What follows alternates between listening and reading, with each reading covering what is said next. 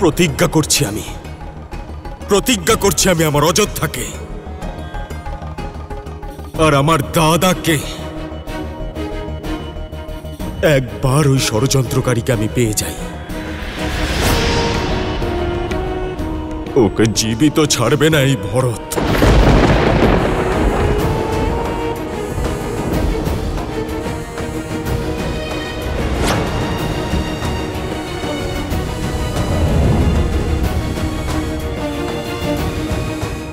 এভাবে বলো না পুত্র। আমি যা বলছি মা তা এতক্ষণে হয়ে যাওয়া উচিত ছিল। তোমার ওকে মৃত্যুদণ্ড দিয়ে দেওয়া উচিত ছিল। ওই পাপী, সেই পাপী তোমার সামনে দাঁড়িয়ে আছে। যা শাস্তি দেওয়ার তোমার মাকে দাও।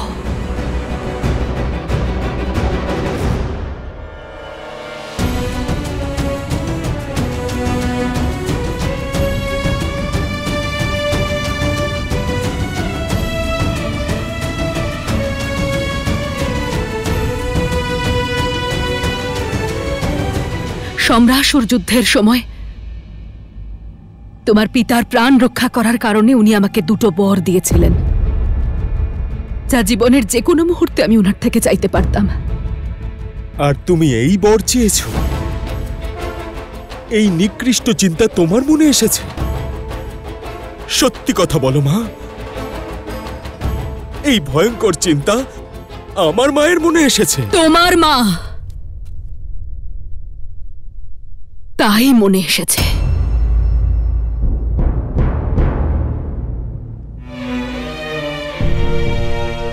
নিজের পুত্রের ভবিষ্যতের জন্য এই মায়ের কাছে যে আর কোনো উপায় ছিল না ভরত। ভরত, তুমি খুব সরল, রাজনীতি বোঝো না। তুমি চলে যাবার পরেই মহারাজ কৌশল্যপুত্র রামকে অযোধ্যার রাজা ঘোষণা করে দিয়েছিলেন। আমার ভরত চলে যেতেই রামের পথ প্রশস্ত করেছিলেন উনি। আমার ভরতের সাথে অন্যায় হচ্ছিল, কিন্তু আমি একজন মা নিজের বর চেয়ে খেলাটাই বদলে দিলাম ভরত। শুধু তোমার জন্য পুত্র। আমার পুত্র বলো না তুমি কইকেয়ী।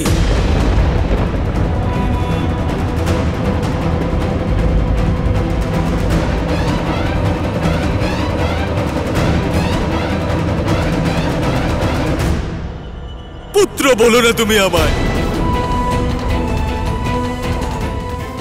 যে শব্দ অমৃতের সমান মিষ্টি মনে হতো, আজ সেই শব্দই কাঁটার মতো আমার কানে বিঁধছে। এই পাপ কাজ করে তুমি আমাকে নিজের সামনেই ছোট করে দিলে। এটা ভাবলে কি করে শ্রীরামের ছায়া এই ভরত ছলনার দ্বারা ছিনিয়ে নেওয়া সিংহাসন স্বীকার করবে? এই ভয়টাই তো আমায় দিবারাত্রি কুঁড়ে কুঁড়ে খেত, যে তুমি সারা জীবন রামের ছায়া হয়েই না থেকে যাও। শুধুমাত্র আবেগের বশে নিজের ভবিষ্যতের আহুতি দিও না ভরত। আহুতি তুমি দিয়েছ তোমার মমতার লোভে বেষ্টিত যজ্ঞের মধ্যে। মনে রেখো তুমি, এখন থেকে এই সংসারে কেউ নিজের কন্যার নাম কইকেই রাখবে না।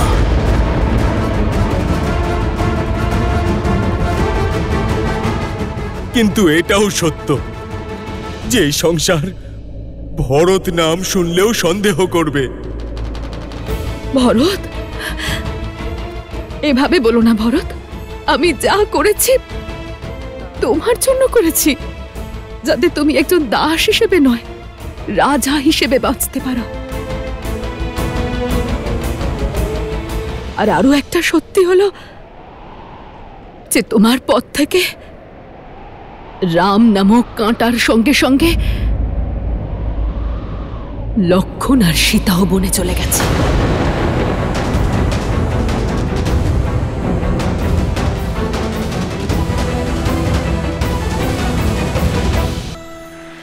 অদ্ভুত, লক্ষণ আর মাতা সীতাকেও তুমি বনে পাঠিয়ে দিয়েছো। আরে তুমি মা না রাক্ষসী? নিজের পুত্র আর কুলবধূকেও তুমি সন্ন্যাসে পাঠিয়ে দিলে। আর এই শোকেই আমার পিতাও। না ভরত, এই ঘটনার সঙ্গে কোনো সম্পর্ক নেই। মিথ্যে, সব মিথ্যেই, সব তোমার ষড়যন্ত্র ছিল কইকেয়ী। আমার পিতার মৃত্যু তোমার ষড়যন্ত্রের জন্যই হয়েছে। তুমি হত্যা করেছো ওনাকে। এই অপবাদ তুমি আমায় দেবে না ভরত। অপবাদ আমি নয়, এই সংসার তোমাকে দেবে কইকেয়ী। আর সেই কলঙ্কের বোঝা আমাকে বইতে হবে। তুমি একজন নয়, দুজন পুত্রের মমতা নিয়ে ছলনা করেছো। যেই দাদা তোমাকে নিজের জননীর থেকেও বেশি মনে করত, তাকে ঠকিয়েছ। আর যেই পুত্র ভরতকে তুমি জন্ম দিয়েছ, তার জীবনও কলঙ্কিত করে দিয়েছ তুমি। সত্যি কি মায়ের এমন হয়? এমন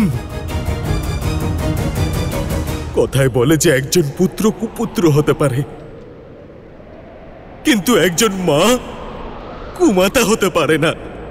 না ভরত। আর কইকেই তুমি ইতিহাসের প্রথম এমন মা যে কুমাতা হওয়ার পথ বেছে নিয়েছো।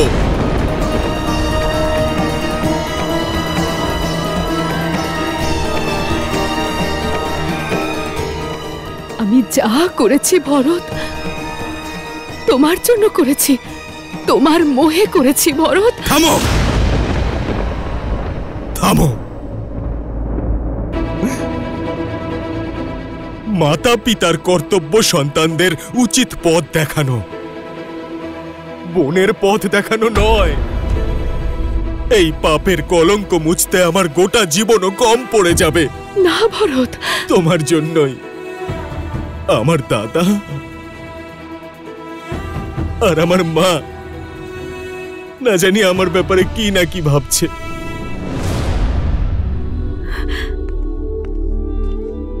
শুধুমাত্র আমি তোমার মা। মা শব্দের অপমান করো না তুমি কইকেয়ী। ইচ্ছে করছে এক কোপে তোমার মাথা ধর থেকে আলাদা করে দিই।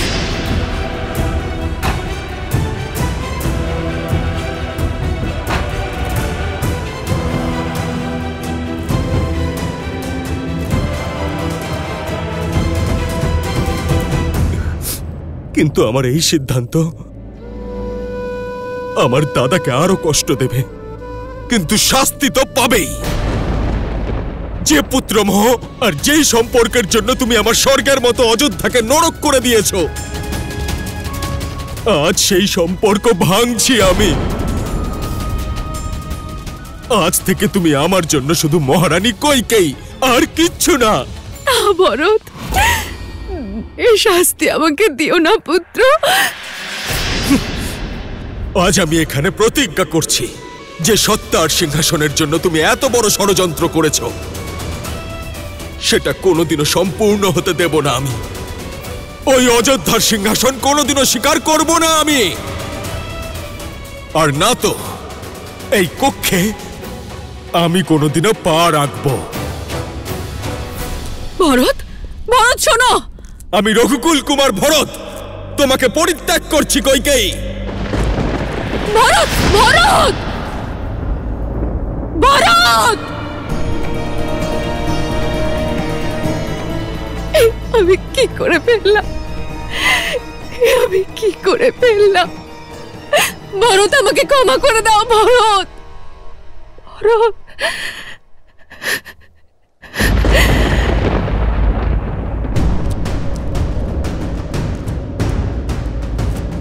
চল পাপি, কেউ আমায় বাঁচাও, কেউ আমায় সাহায্য করো। চল। যে তোর সহায়তা করতে আসবে তাকে আমি তোর থেকেও বেশি কঠিন শাস্তি দেব। শত্রুঘ্ন, ছেড়ে দাও আমাকে। আমি তোর প্রাণ নিয়ে নেব।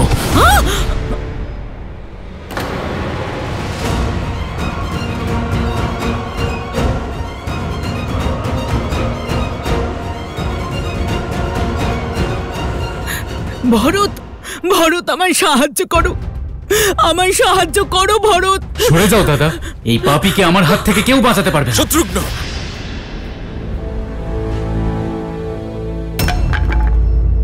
শান্ত হও শত্রুঘ্ন। আমরা রঘুকুলের বংশধর, আর আমরা নারীদের উপরে হাত তুলি না। নারী? নারী এরকম হয় না দাদা। নারীর বেশিও একজন রাক্ষসী। শত্রুঘ্ন, তুমি জানো না দাদা, এর জন্যই আমাদের রাম দাদা, সীতা মা আর লক্ষণ দাদা বনে চলে গেছে। এই ষড়যন্ত্রে শুধুমাত্র একা নয়, মহারানী কৈকেয়ীও এর সঙ্গে যুক্ত। শত্রুঘ্ন, শাস্তি তো ওনারও পাওয়া উচিত। মনে থাকে যেন, যদি আমরা মর্যাদা ভঙ্গ করি, তাহলে দাদার চোখে আমরা দুজন অপরাধী হয়ে যাব। ত্যাগ করবেন উনি আমাদের। তাহলে কি ওকে এভাবেই ছেড়ে দেব দাদা? এই পাপীর মৃত্যুদণ্ড হওয়া উচিত। অপরাধীকে কি শাস্তি দেওয়া হবে সেই সিদ্ধান্ত একজন রাজা নেয়। দাদাকে একবার ফিরে আসতে দাও। ওর পাপের শাস্তি দাদাই ঠিক করবেন। আর দাদার অযোধ্যায় ফিরে আসার প্রস্তুতি শুরু করো। ততদিন পর্যন্ত এই পাপীকে কারাগারে বন্দী করো। না না ভরত, সৈনিকরা, না না, নিয়ে যাও একে আর কারাগারে বন্দী করো। আমাকে কারাগারে বন্দী করো না, আমাকে বাঁচাও। না ভরত, না ভরত, না, আমি মরে যাব। ভরত, আমাকে বাঁচাও, আমাকে বাঁচাও ভরত, আমাকে বাঁচাও। আমাদের রাম দাদা মর্যাদার প্রতীক, কিন্তু বুঝতে পারছি না দাদা, লক্ষণ দাদা এই অপরাধীদের শাস্তি দিল না কেন? কেন সে চুপচাপ বনে চলে গেল? কেন দাদা বলো?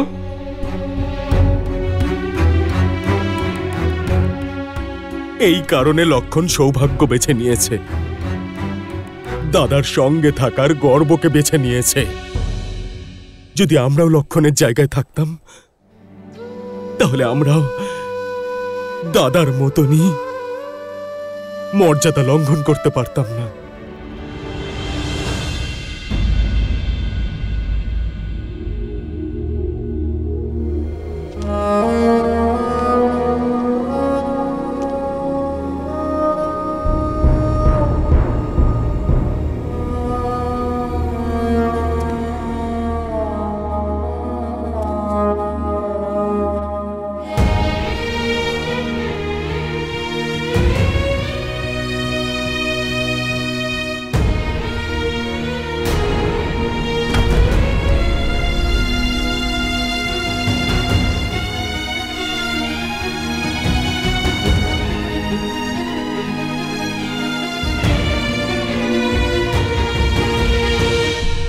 পিতা, পিতা,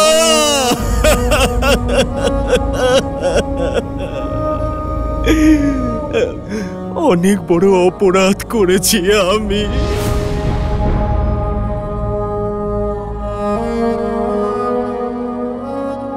মা,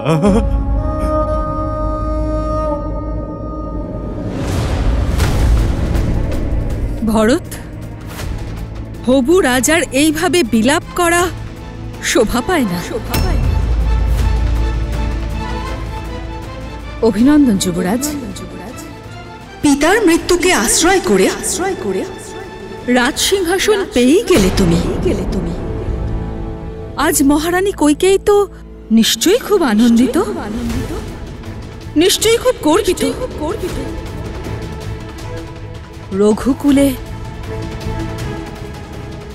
নতুন উদাহরণ প্রতিষ্ঠা করেছ। রাজ সিংহাসনের লোভে সম্পর্কের বলি দিয়ে সিংহাসন অধিকার করা ইক্ষ্বাকু বংশের প্রথম রাজা হতে চলেছ। তাই অকারণে এই অশ্রুপাত করে দুঃখ করা বন্ধ করো আর আনন্দ করো। সিংহাসন লাভ করার, রাজপাট লাভ করার। আর তুমি যা করেছ তার দায়িত্ব নাও ভরত।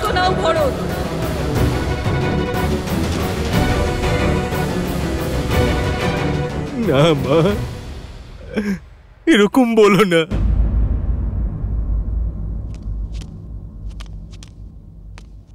মা, মা আমার কথা বিশ্বাস করো তুমি। আমি কিচ্ছু করিনি মা। কৌশল্যা মা, তোমারও কি তাই মনে হয় যে তোমার ভরত স্বপ্নেও কোনোদিনও এই কথা ভাবতে পারে? মা, ছোটবেলা থেকেই তুমি আমাকে সব থেকে বেশি ভালোবেসেছো। সমগ্র সংসার আমার দিকে আঙুল তুলতে পারে, কিন্তু তোমার নিস্তব্ধতা, তোমার ক্রোধ আমি সহ্য করতে পারবো না যে মা। আমি কিচ্ছু করিনি মা, আমি কিচ্ছু করিনি, আমি কিচ্ছু করিনি, কিচ্ছু করিনি আমি। তোমার নারায়ণকে আমি সাক্ষী রেখে বলছি, দাদাকে সাক্ষী রেখে বলছি, যদি এই ষড়যন্ত্রে আমি বিন্দু মাত্র জড়িত থাকি তাহলে যেন আমার প্রাণ চলে যায়। আমার এই মুহূর্তেই যেন মৃত্যু হয় মা। বিশ্বাস করো, কিছুই করিনি আমি, কিচ্ছু করিনি আমি।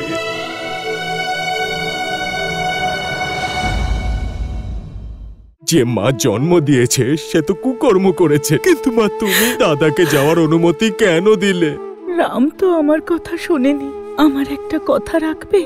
আমাকে আমার রামের কাছে বনবাসে রেখে এসো।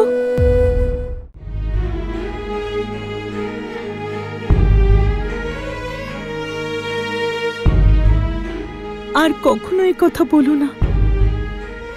আমরা আগেই 2 পুত্র আর 1 পুত্রবধূকে হারিয়েছি, আর এখন যদি তুমি এই কথা বলো তাহলে আমরা কি করে বাঁচবো বলো তো? না না মা, বিশ্বাস করো, দাদার চরণের থেকে বড় সিংহাসন আমার কাছে আর কিছুই নয়। ওনার ছত্রছায়ার থেকে সুরক্ষিত কোনো পদ নয়।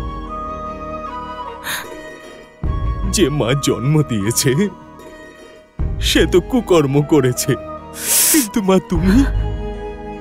তুমি দাদাকে যাওয়ার অনুমতি কেন দিলে? আমরা চেষ্টা করেছিলাম, অনেক বুঝিয়েছিলাম আমি, কিন্তু তুমি তো রামকে চেনো। নীতি, প্রতিশ্রুতি আর ধর্মের সব শিক্ষা রয়েছে। সব ছেড়ে চলে গেল সীতা আর লক্ষ্মণের সঙ্গে। আর দেখো না, নারায়ণও কত কঠোর শাস্তি দিলেন আমায়। রাম চলে যাওয়ায় আমার মৃত্যু হলো না। মা, আমি বলেছিলাম সুমিত্রা যে আমার ভরত কখনো কূটনীতি করতে পারে না। আমাকে ক্ষমা করে দাও পুত্র। আমার সন্তান আর আমার স্বামীর বিয়োগের জন্য আমি তোমাকে ভালো করে বুঝতেও পারিনি। না মা, তুমি ক্ষমা চেও না। ক্ষমা তো আমার চাওয়া উচিত। দোষটা তো আমার যে আমি ওই মহারানী কৈকেয়ীর গর্ভে জন্মেছি। জানি না মহাদেব আমার নিয়তিতে কি লিখে রেখেছেন। বুঝতে পারছি না আমি যে এত বড় একটা পাপের প্রায়শ্চিত্ত আমি কি করে করব মা। মা,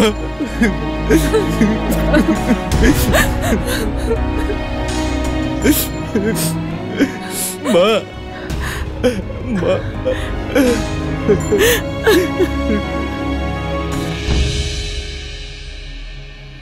ভরত, রাম তো আমার কথা শোনেনি, কিন্তু তুমি আমার একটা কথা রাখবে? আমায় আমার রামের কাছে বনবাসে রেখে আসবে।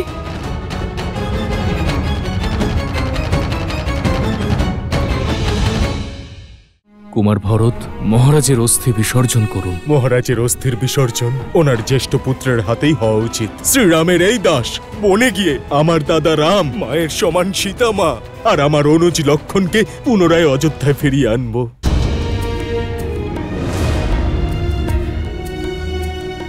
না মা, কোনোদিনও নয়, কারণ এটা কোনো ন্যায় নয় আর না তো কোনো প্রায়শ্চিত্ত। তোমাকে আমি বনে নিয়ে যেতে পারবো না মা।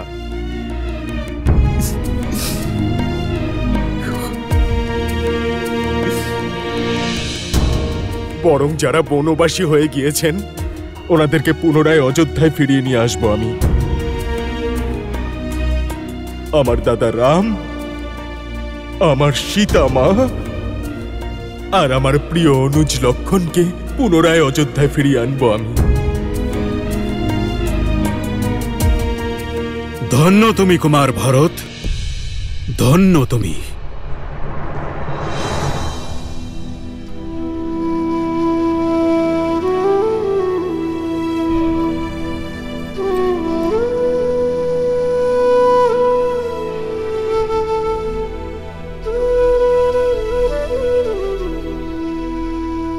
সৌভাগ্য লাভ করার জন্য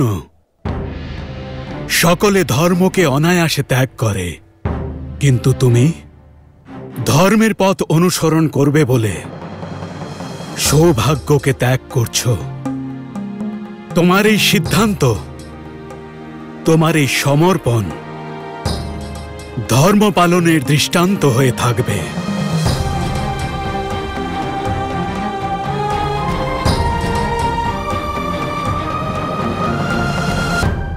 যে সময় চলে গেছে তা নিয়ে বিলাপ করো না। এখন তোমাদের দায়িত্ব পালন করার সময়।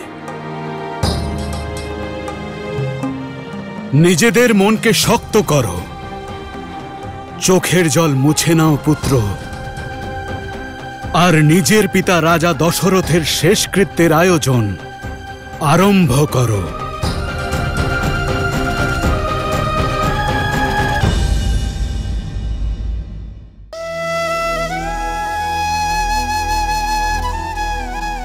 রাম নাম সত্য, রাম নাম সত্য, রাম নাম সত্য, রাম নাম সত্য।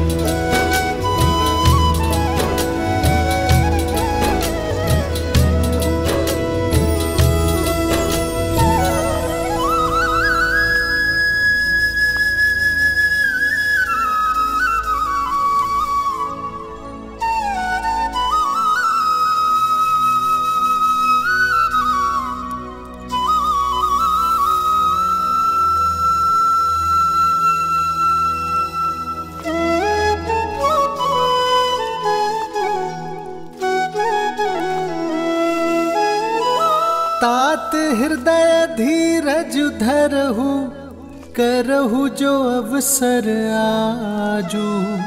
उठे भरत गुर बचन सुनी, करन कहु सबु साजू।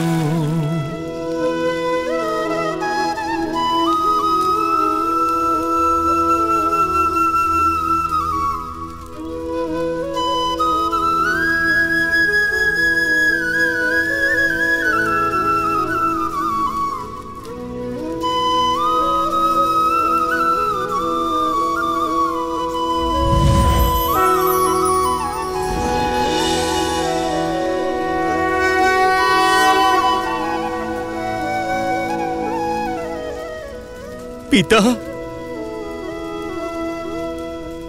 পিতা! দাদা সামলাও নিজেকে, শান্ত হও দাদা। দীর্ঘজীবী হও পুত্র।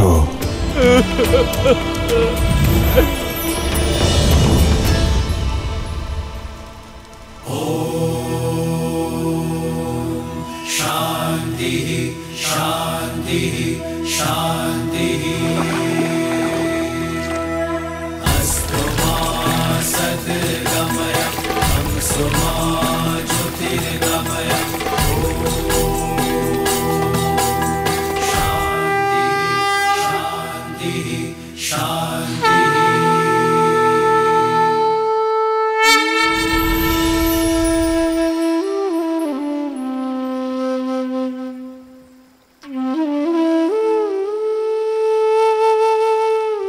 পিতা,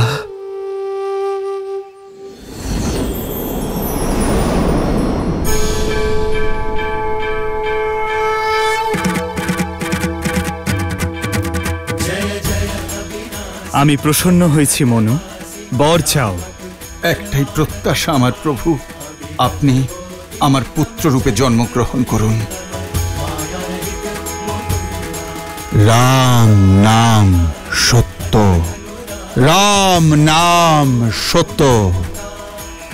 প্রভু,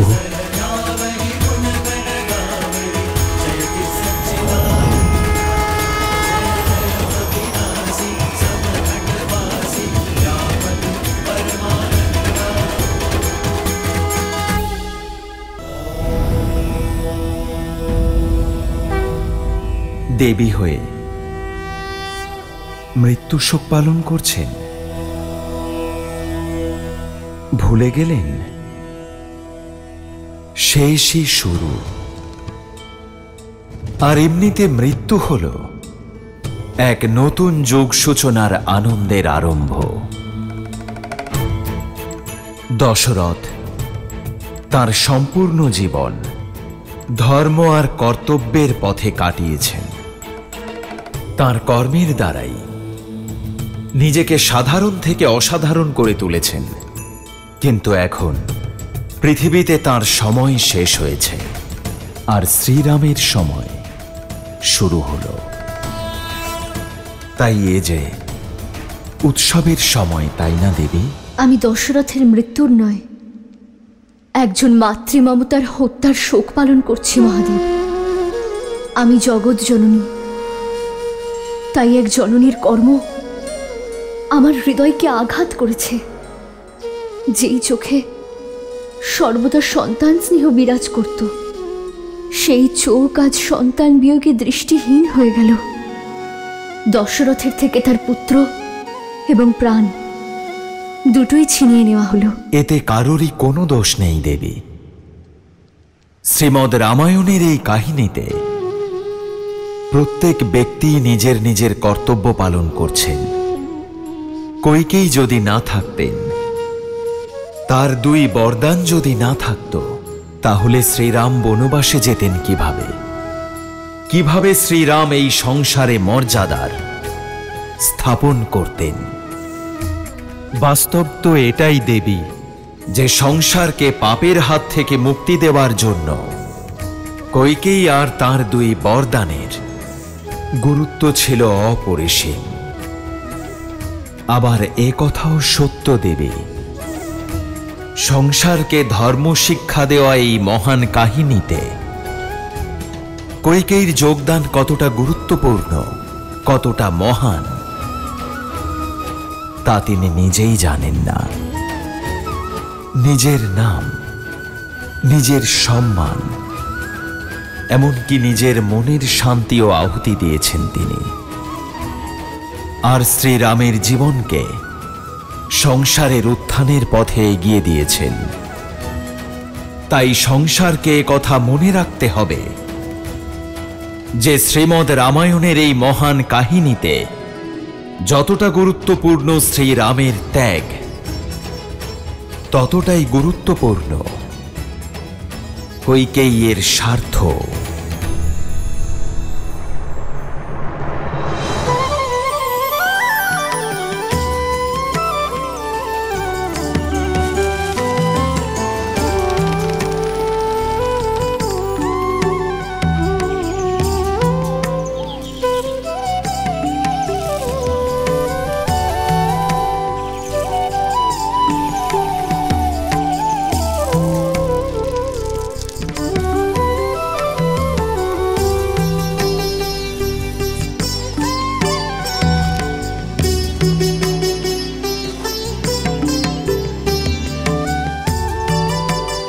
পক্ষীদের তো ভোজন করালেন, এবার নিজেও ভোজন করে নিন আর্য।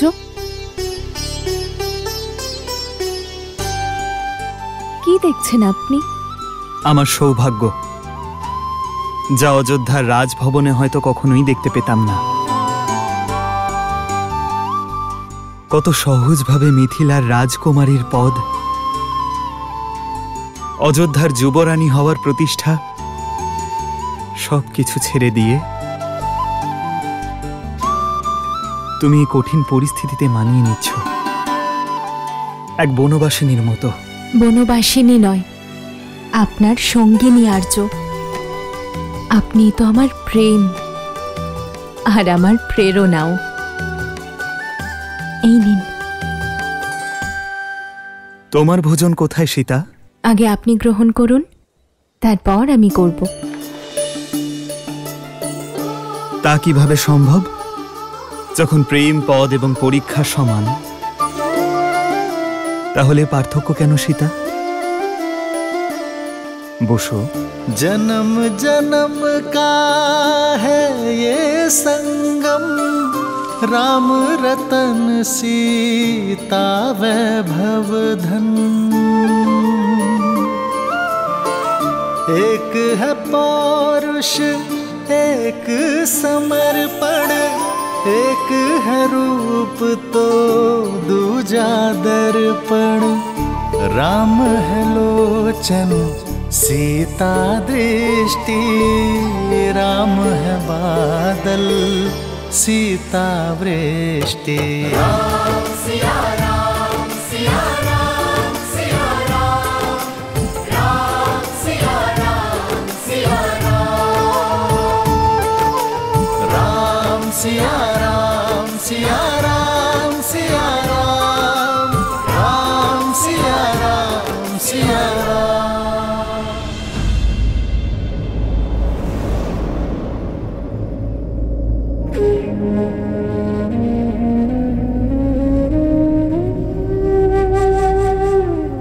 পুত্র, জন্ম বা মৃত্যুকে মানুষ নিয়ন্ত্রণ করতে পারে না। সংসারের এটাই অন্তিম সত্য, আর অস্থি বিসর্জন ব্রহ্মাণ্ডে বিলীন হয়ে যাওয়ার পথ। পঞ্চতত্ত্বে নির্মিত এই শরীর অন্তিমে এসে পঞ্চতত্ত্বেই বিলীন হয়ে যায়, আর আত্মা পরমাত্মার সঙ্গে মিলিত হয়। কুমার ভরত, মহারাজের অস্থি বিসর্জন করুন। এই চিতাভস্য শুধুমাত্র আমার পিতারই নয়, বরং ইক্ষ্বাকু বংশের বংশধর অযোধ্যাপতি মহারাজ দশরথের।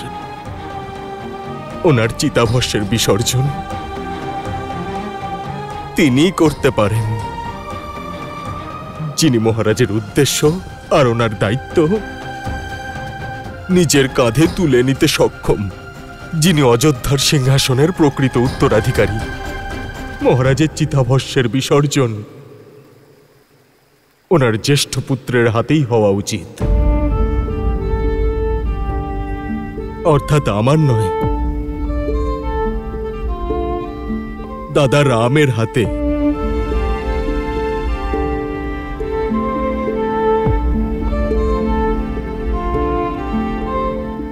আমি রঘুকুল কুমার ভরত, মহারাজ দশরথের সন্তান সমপ্রজা, আর ওনার পবিত্র চিতাভস্যকে সাক্ষী রেখে এই প্রতিজ্ঞা করছি যে শ্রীরামের এই দাস বনে গিয়ে নিজের দেবতুল্য ভ্রাতা রাম,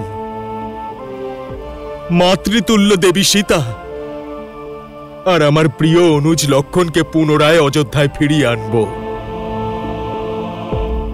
মহারাজের এই চিতাভস্যের বিসর্জন অযোধ্যার নতুন মহারাজ আমাদের শ্রীরামই করবেন। रघुकुल रीत सदा चलिया, प्राण जाए पर वचन न जाए।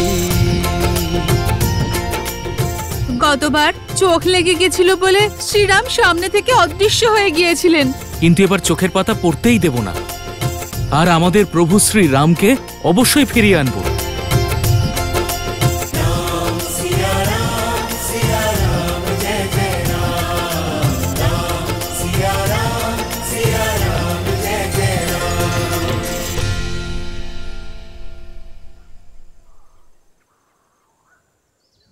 মা, তোমরা দুজন কৃপা করে রথে বসো, আর আমরা এক্ষুনি বনে গিয়ে অযোধ্যার হারিয়ে যাওয়া আশা, দাদা রাম, সীতামা আর লক্ষণকে ফিরিয়ে আনব। দুটি রথ কেন? তোমার রথ কোথায় ভরত? আচার্য, যদি ভগবান দুঃখে থাকেন আর কষ্ট ভোগ করেন, তাহলে ভক্তরা কিভাবে সুখ ভোগ করতে পারে? আমার দাদা আর সীতামা বনে কত কষ্টে জীবনযাপন করছে, তাহলে ওনাদের এই দাস কিভাবে রথে বসে যেতে পারে? তাই আমি আর শত্রুঘ্ন পায়ে হেঁটেই যাব। হ্যাঁ আচার্য, আমি আর দাদা পায়ে হেঁটেই যাব।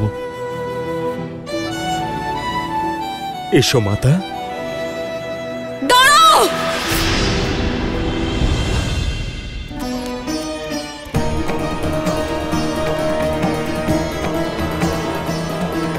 ভরত, আমি তো বলেছিলাম আমার সামনে তুমি আসবে না। তুমি থামালে না তো ধর্ম থেমে থাকবে, না কর্ম, আর না তো এই অযোধ্যা।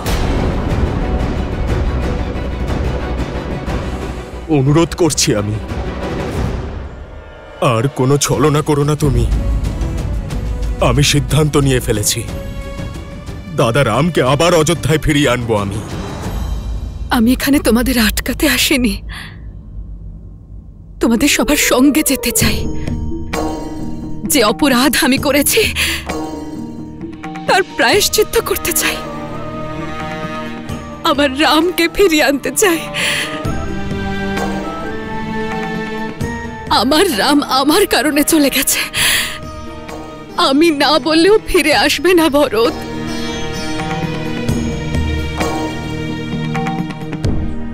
অযোধ্যার সৌভাগ্য যাতে ফিরে আসে, সেই জন্য ওনাদের নিয়ে আসতে যাচ্ছি আমি। আর এরকম একটা শুভ কাজে কোনো অশুভ ছায়া পড়তে দেব না আমি। তোমাকে আমার সঙ্গে নিয়ে গেলে আমার দাদা কষ্ট পাবেন। সিংহাসন খুব ভালোবাসো তাই না? তাহলে যাও, সেই সিংহাসনকে জড়িয়ে ধরে চোখের জল ফেলো, যার মোহতে পড়ে তুমি এত বড় ষড়যন্ত্র করেছিলে। ভরত, ভরত আমাকে ক্ষমা করে দাও। ভরত, শত্রুঘ্ন, শত্রুঘ্ন,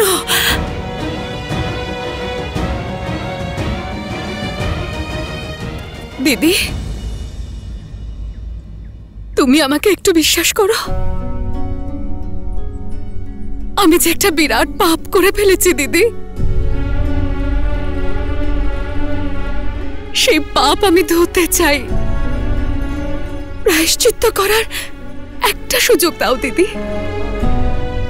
রামও যে তারকা রাক্ষসীকে একটা সুযোগ দিয়েছিল দিদি, তুমি আমাকে একটা সুযোগ দাও। আমি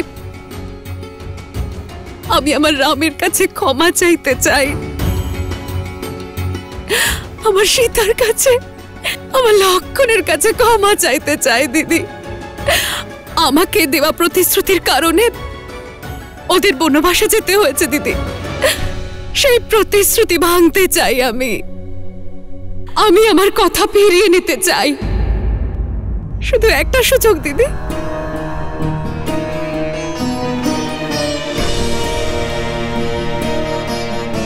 না হলে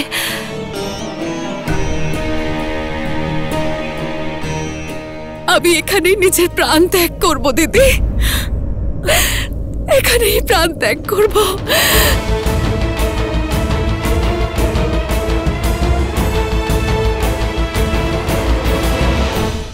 যার কেউ নেই তার শ্রীরাম আছেন। আপনি শীঘ্রই আসুন শ্রীরাম, আর আমাদের রাবণ আর তার দুই ভাইয়ের আতঙ্ক থেকে মুক্তি দিন। মনে রেখো, যে দশাননের বিরুদ্ধে মাথা তোলবার চেষ্টা করবে তার এই দশাই হবে।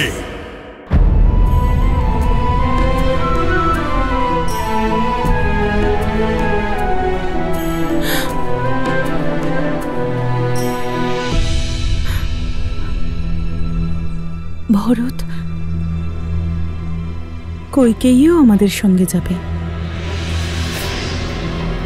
কিন্তু মা,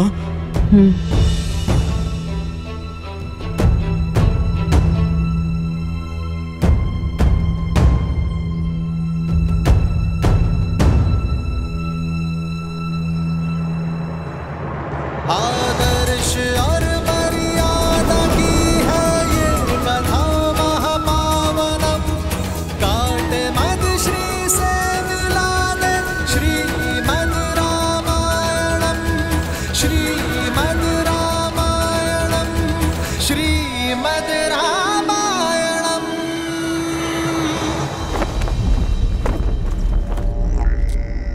यस्य देवस्य गन्धर्वाः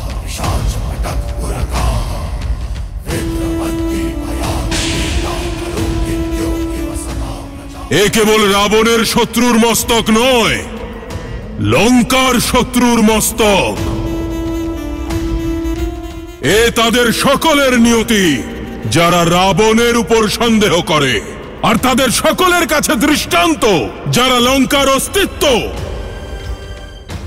আর লঙ্কার স্বাধীনতাকে হরণ করতে চায়। তা সে যেই হোক, লঙ্কার কোনো মিত্র হোক, শত্রু হোক বা কোনো আত্মীয়, মনে রেখো যে দশাননের বিরুদ্ধে মাথা তোলবার চেষ্টা করবে তার এই দশাই হবে। ভয়ম রাক্ষসম।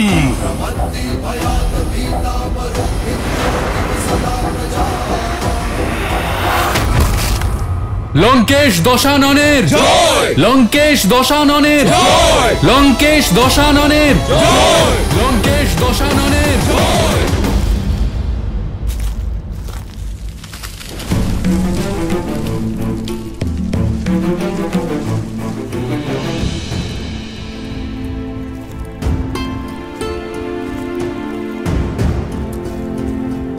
প্রণাম ঋষিগণ। আয়ুষ্মান ভব। আমরা শ্রীরামের কাছে এসেছি, তার সঙ্গে দেখা হতে পারে? নিশ্চয়ই, আসুন এইদিকে। বলুন ঋষিবর, আমি আপনার কি সেবা করতে পারি? শ্রীরাম, আপনার কথা অনেক শুনেছি, আমাদের রক্ষা করুন। সাধুদের রক্ষা করাই তো একজন ক্ষত্রিয়র প্রকৃত ধর্ম। আদেশ করুন। আমরা দণ্ডকারণ্য থেকে এসেছি, যেখানে আমরা শুধু ঋষিরাই নই, প্রজারাও ওই রাক্ষসদের অত্যাচারে অতিষ্ঠ হয়ে আছে। বলুন ঋষিবর, কে সেই অধার্মিক? খর আর দূষণ, মায়ায় নিপুণ রাক্ষসরাজ রাবণের বৈমাত্রেয় ভাই।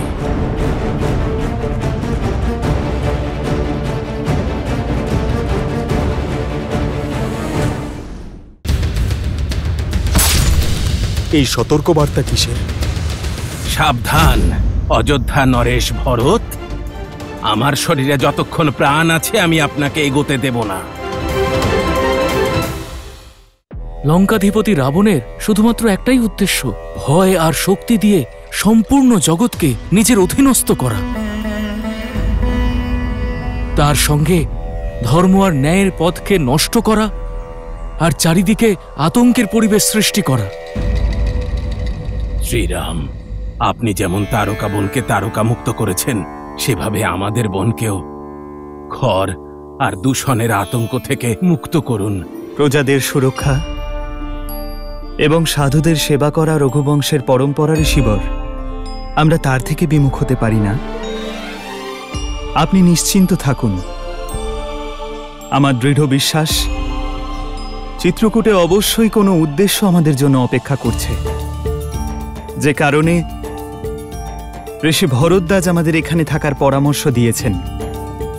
যদি আপনি অনুমতি দেন, তাহলে চিত্রকূটে আমাদের উদ্দেশ্য সাধন করে আমরা তারপর এখান থেকে প্রস্থান করব। আপনি যেমন বলবেন, আমাদের কাছে তো আপনার কথাই যথেষ্ট।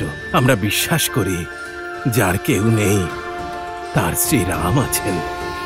আপনি শীঘ্রই আসুন শ্রীরাম, আর আমাদের রাবণ আর তার দুই ভাইয়ের আতঙ্ক থেকে মুক্তি দিন।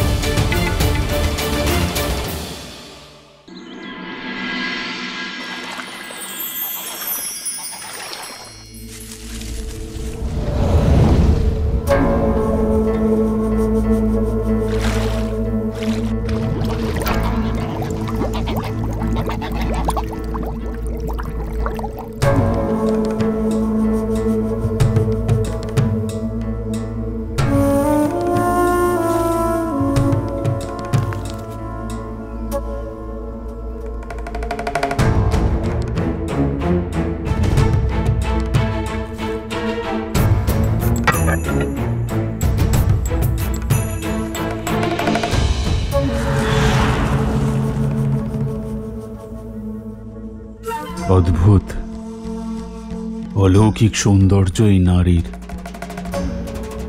আর ইন্দ্রপুত্র হওয়ার সুবাদে সমস্ত সৌন্দর্যে শুধু আমার অধিকার আছে।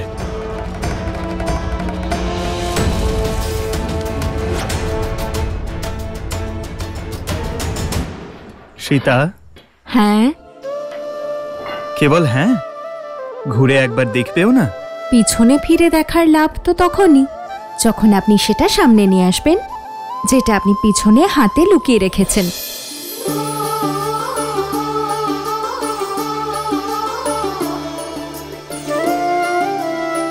দৃষ্টি অন্যদিকে ছিল, তবুও দেখতে পেয়েছো আমাকে?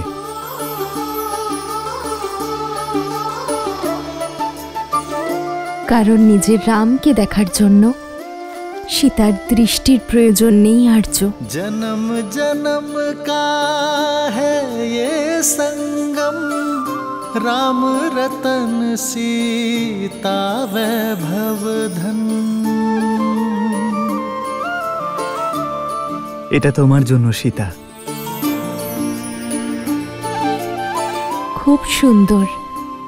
আর যে ভালোবাসা দিয়ে আপনি বানিয়েছেন এটা, তাতে এটা দৈব হয়ে গিয়েছে।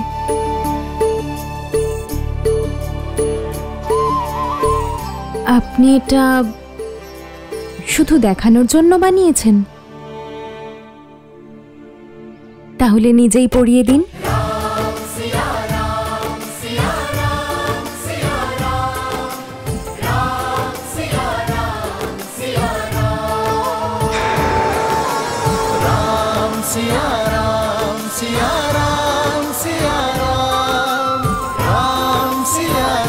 তুমি প্রসন্ন তো? হ্যাঁ, কিন্তু আমাকে প্রসন্ন করার জন্য উপহারের প্রয়োজন নেই আর্য। শুধু আপনার সঙ্গই পর্যাপ্ত। জানি সীতা, কিন্তু প্রেম লাভ করার পর তাকে কম গুরুত্ব দেওয়াই পুরুষের সব থেকে বড় ভুল। যা আছে, যতটা আছে, তার মধ্যে থেকে প্রয়াস করাই সত্যিকারের ভালোবাসা। মহারাজ দশরথের সব থেকে প্রিয় পুত্রবধূ আর মহারাজ জনকের সব থেকে প্রিয় কন্যার জন্য আমি যদি এটুকু না করতে পারি, তাহলে আমার এ সাধনার লাভ কি? আপনার এমন মনে হচ্ছে না যে আমার পিতামাতা আমাকে নিয়ে চিন্তায় আছেন? কিন্তু চিন্তা তখনই হয় যখন বিশ্বাস থাকে না। আর আমার মাতা পিতা আপনাকে বিশ্বাস করেন। নিজের জামাতা শ্রীরামকে মহারাজ জনক সম্পূর্ণরূপে বিশ্বাস করেন।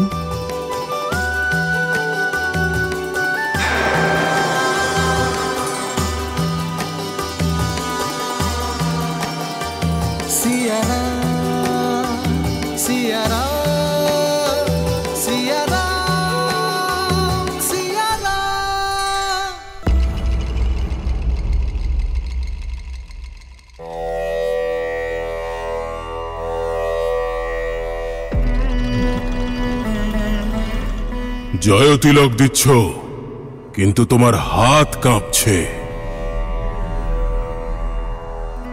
তুমি আমার বিজয়ে প্রসন্ন নও মন্দোদরী? আপনার বিজয় উল্লাসে আপনাকে তিলক পরিয়েছে আপনার স্ত্রী, কিন্তু একজন মায়ের হাত যে কাঁপছে, কারণ আপনার পাপের কারণে আজ আমার পুত্র অভিশপ্ত। আপনি কি লঙ্কাকে এই দিনই দেখাতে চাইছেন দশানন, যে লঙ্কেশের আদেশ তাঁদের পুত্রের মৃত্যুর কারণ হবে? মা,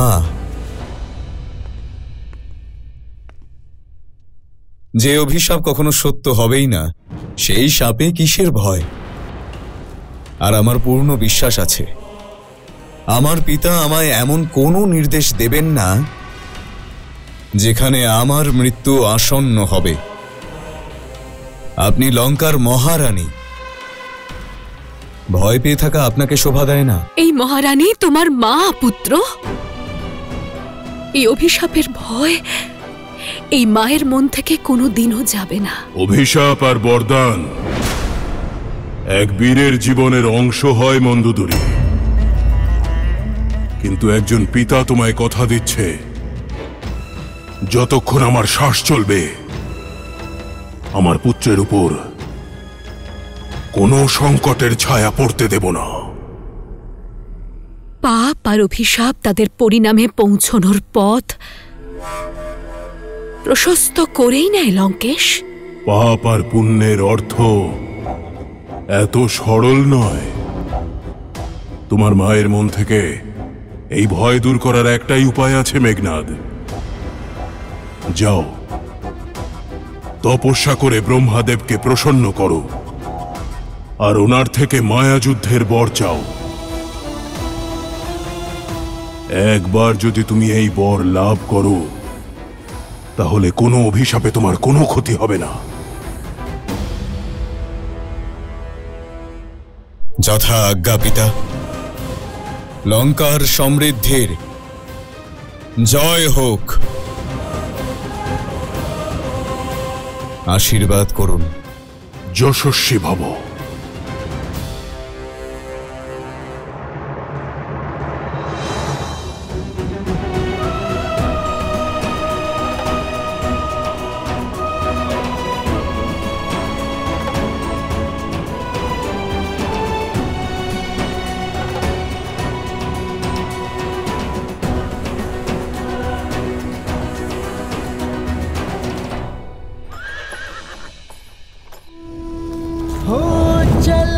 प्रात लखी निर्णयुनी के भरतु प्राण प्रिय भेष बही के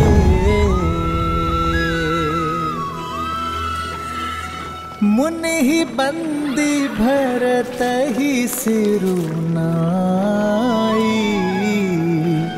चल सकल घर विदा कराई।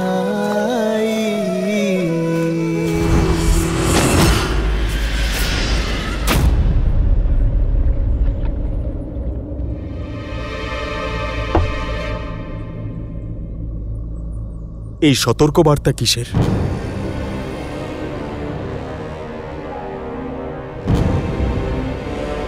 অযোধ্যার সীমা পার করে নিষাদরাজ গুহকের সীমানায় আমরা প্রবেশ করেছি। দাদাকে নিয়ে আসার জন্য যে সীমাই অতিক্রম করতে হোক না কেন আমরা অতিক্রম করব। নিষাদরাজ আমাদের পরম মিত্র। অযোধ্যা ওনার কাছে ঋণী। কুমার রামকে উনি যথাসাধ্য সাহায্য করেছেন। তাহলে উনি তো আমাদের মিত্র আর পূজনীয়। আমি এক্ষুনি ওনার কাছে গিয়ে ওনার সীমা অতিক্রম করার অনুমতি নিয়ে আসছি।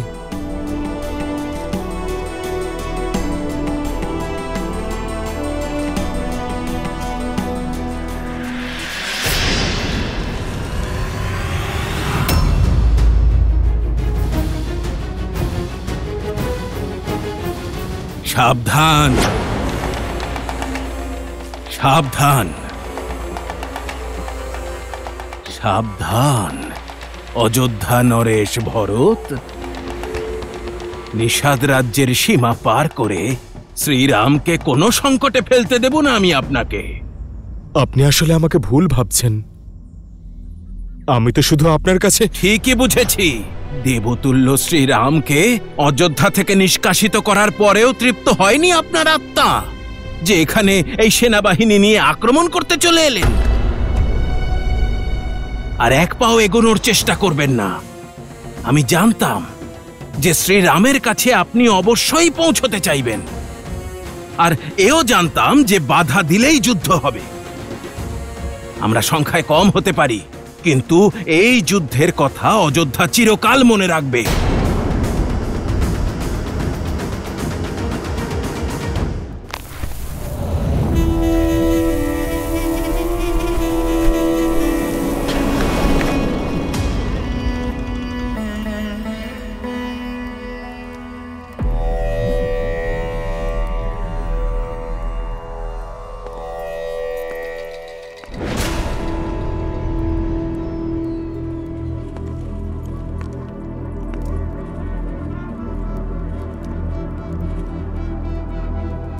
আমি বুঝতে পারছি তুমি কি বলতে এসেছো, তবু আমি শুনতে চাই। দাদা, আপনি আমার স্বামীর প্রাণ নিয়ে নিয়েছেন, তার জন্য আমি বিচলিত নই। কারণ হয়তো এটাই আবশ্যক ছিল। যদি বিচলিত নাই হও, তবে কি বলতে এসেছো? এটাই যে আমি আমার পুত্রের প্রশ্নের কি উত্তর দেব ভ্রাতা? মামা থাকতে মায়ের উত্তর দেওয়ার কোনো প্রয়োজন নেই।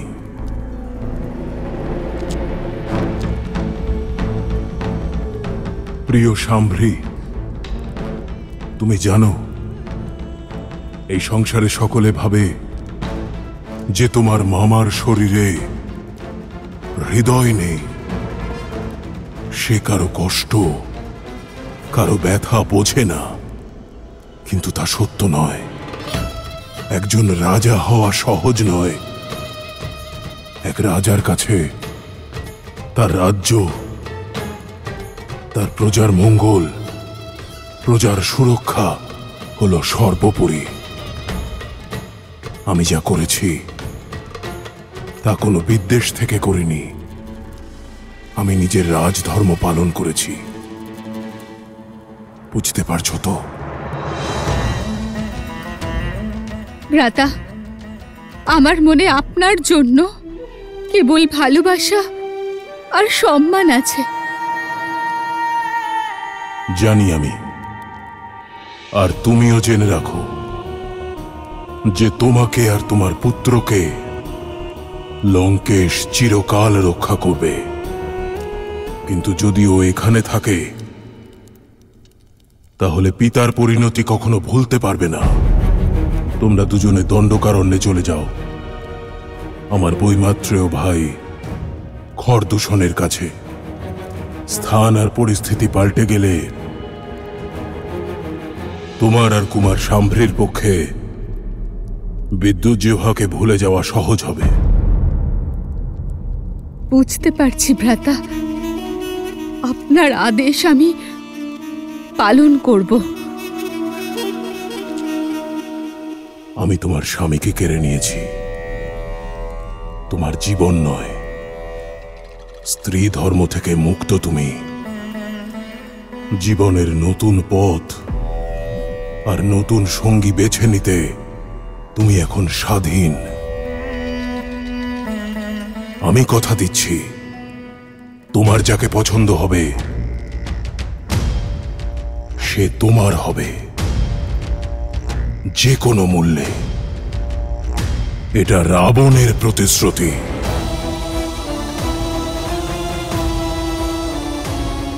ধন্যবাদ ভ্রাতা।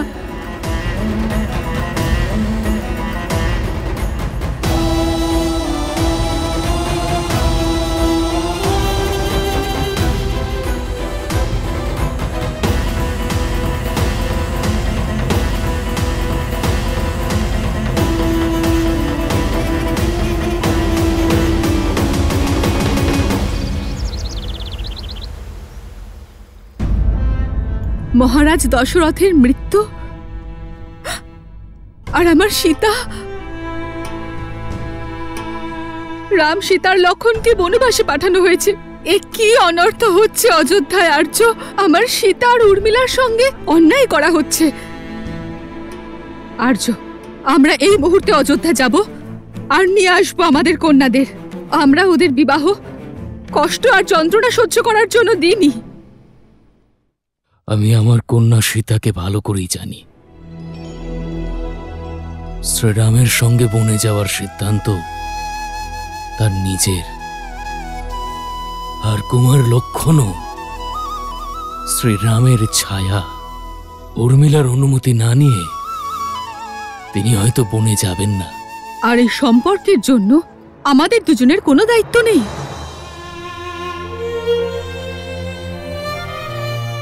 কন্যার বৈবাহিক জীবনে মাতা পিতার হস্তক্ষেপ করা উচিত নয় শুনয় না, যতক্ষণ না ওরা আমাদের কাছে পরামর্শ চাইছে। তাছাড়া রাম আর সীতার সম্পর্ক স্বয়ং মহাদেবের ইচ্ছানুসারে। আর আমার সম্পূর্ণ বিশ্বাস যে রাম সকল পরিস্থিতিতে সীতার পাশে থাকবেন।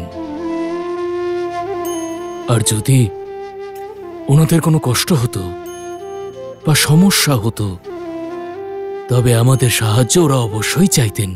মানছি রাম আর সীতা আমাদের কাছে কোনো সাহায্য বা পরামর্শ চাইনি, কিন্তু কুমার ভরত তো আমাদেরই জামাতা, আর তার এই পত্র এরই সংকেত যে তিনি আমাদের পরামর্শ চান। আপনার কি এখনো মনে হয় আর্য যে আমাদের যাওয়া উচিত নয়?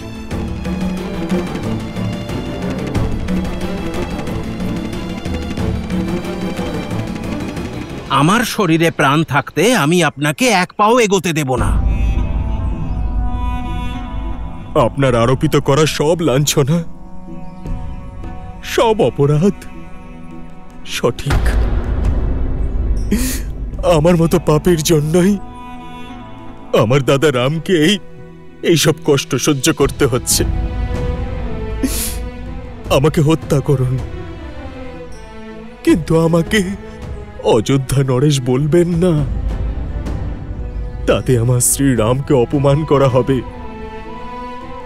কারণ ওই সিংহাসন শুধুমাত্র ওনার। এই ভরত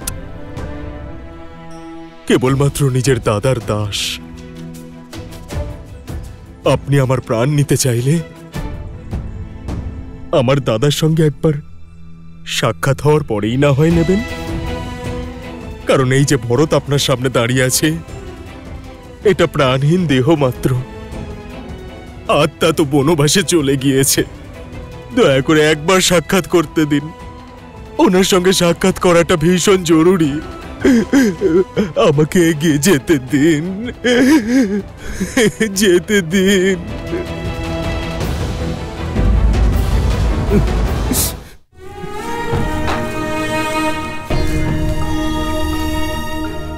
একি সকল মহারানীরা এই বস্ত্রে আর এই কলস?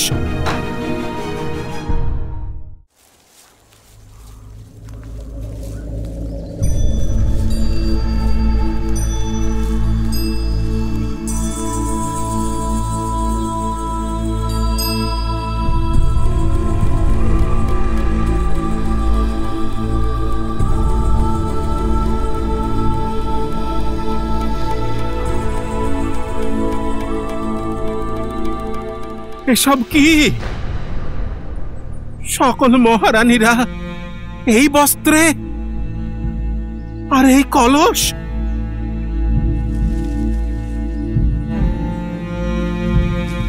আমার ধর্মাত্মা পিতা মহারাজ দশরথের শেষকৃত্য করে আসছে। ওনার পবিত্র চিতাভস্য সঙ্গে করে নিয়ে যাচ্ছি, যাতে ওনার জ্যেষ্ঠ পুত্র আমার দাদা রাম ওনার চিতাভস্য বিসর্জন করতে পারেন। শ্রীরামকে কষ্ট দেওয়া, এরকম বিচার আমি স্বপ্নেও ভাবতে পারি না। আমার মনোবাঞ্ছনা ওনাকে ওনার যোগ্য স্থান অযোধ্যার সিংহাসনের উপর বসানোর। যদি এখনো আমার উপর সন্দেহ থাকে আপনার, তাহলে নিন, আমার প্রাণ নিয়ে নিন আপনি।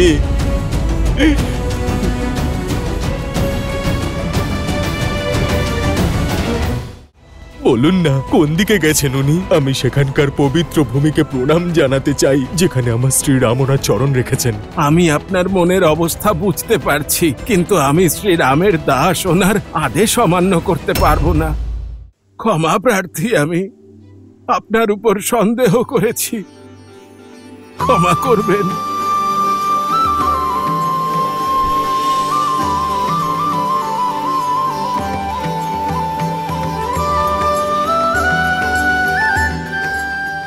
সেই প্রেম, সেই ভাবনা,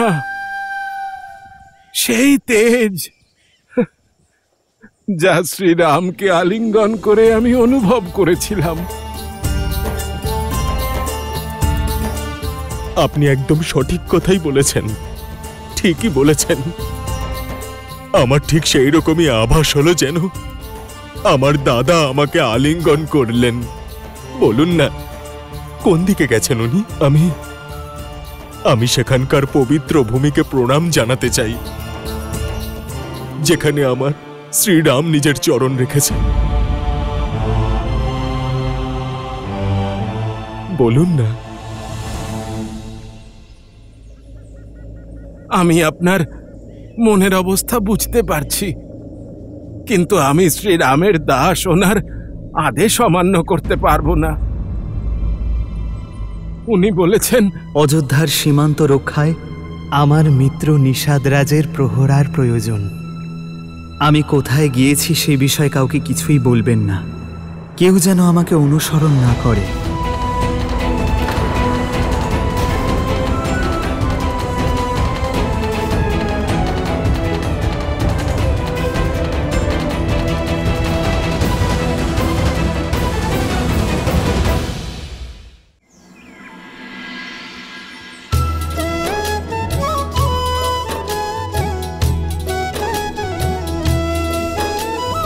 बंदेव संत समान चित, हित अनहित नहीं कोई। अंजलिगत शुभ सुमन जिनी, सम सुगंध कर दोई।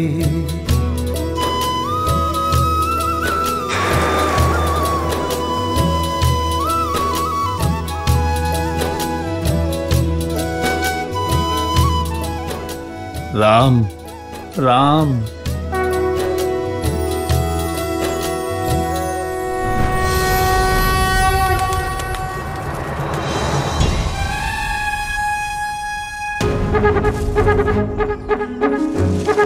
এটাই সঠিক সময় আমার ইচ্ছাকে পূরণ করার।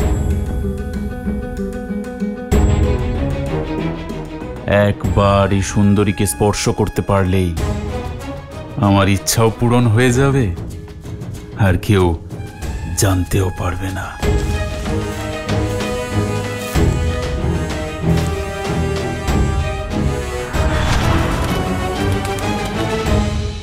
বলুন না কোন দিকে গেছেন? আমি ওখানকার পবিত্র ভূমিকে প্রণাম জানাতে চাই, যেখানে আমাদের শ্রীরাম নিজের চরণ রেখেছেন। আমি আপনার মনের অবস্থা বুঝতে পারছি, কিন্তু আমি শ্রীরামের দাস, ওনার আদেশ অমান্য করতে পারবো না।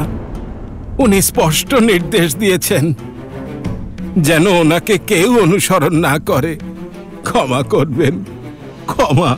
শ্রীরামের সঙ্গে এখানে থাকতে নয়, বরং ওনাকে অযোধ্যায় ফিরিয়ে নিয়ে যেতে এসেছি। যদি এটা করি তাহলে ওনার আজ্ঞার কি অবজ্ঞা করা হবে? কিন্তু আপনি কি চান না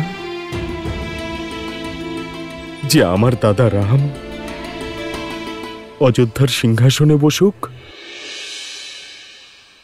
আমার মনে না কোনো জটিলতা আছে, আর না আমি ওখানে গেলে ওনার আদেশ অমান্য করা হবে। ওনার কাছে যাওয়ার পথ বলুন আমাকে, না হলে এখানেই আমি প্রাণ ত্যাগ করব।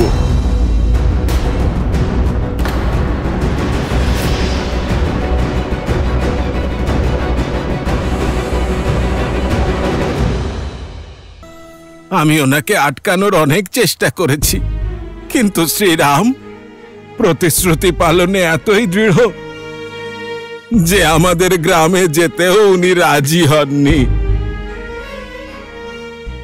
এখানে এই বৃক্ষের নিচেই উনি বিশ্রাম করেছেন মা সীতার সঙ্গে, আর ওইখানে ভ্রাতা লক্ষণ দু চোখের পাতা এক না করে সারা রাত পাহারা দিয়েছেন। অযোধ্যার গৌরব আমার দাদা রাম আর মা সীতাকে এত কষ্ট ভোগ করতে হয়েছে। ধিক্কার আমার নিজের উপর।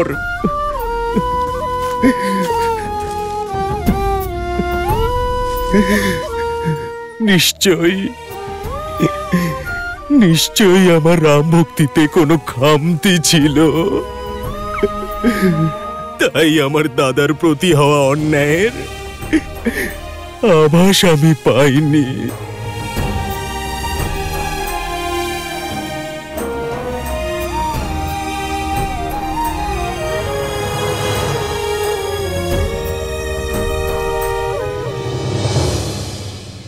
ভোর হতেই সন্ন্যাসীর বেশ ধারণ করে নিজের কেশ দিয়ে জটা বেঁধে উনি বনের দিকে চলে গেলেন, আর নিজের পাদুকাও রেখে গেলেন।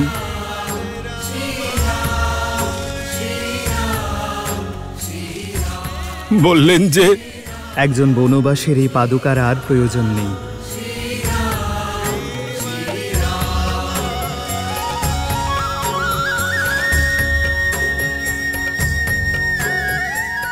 যেই পথ দিয়ে দাদা রাম খালি পায়ে হেঁটে গেছেন, সেই পথ দিয়েই ওনার এই দাসও খালি পায়ে হেঁটে যাবে। কোনো পাদুকা আমি পরব না। শুনুন না, তাড়াতাড়ি আমাকে আমার দাদার কাছে নিয়ে চলুন। আপনারা এতটা পথ এসেছেন, ক্লান্ত হয়ে পড়েছেন, একটু বিশ্রাম করে নিন। যতক্ষণ না দাদা রামের চরণ ছুঁয়ে আমার অপরাধের জন্য আমি ক্ষমা চাইছি, ততক্ষণ আমি শান্তি পাবো না। বলুন না কোন দিকে গেছেন উনি? ওই বনের দিকে।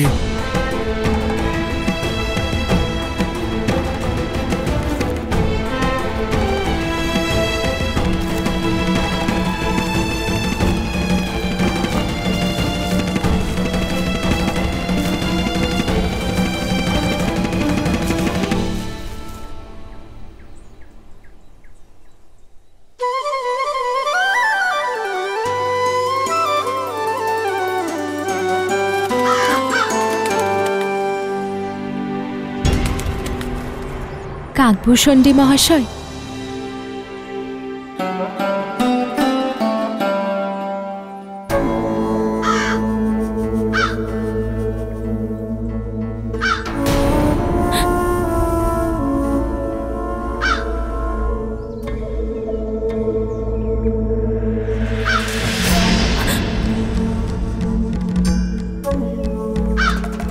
কে তুমি?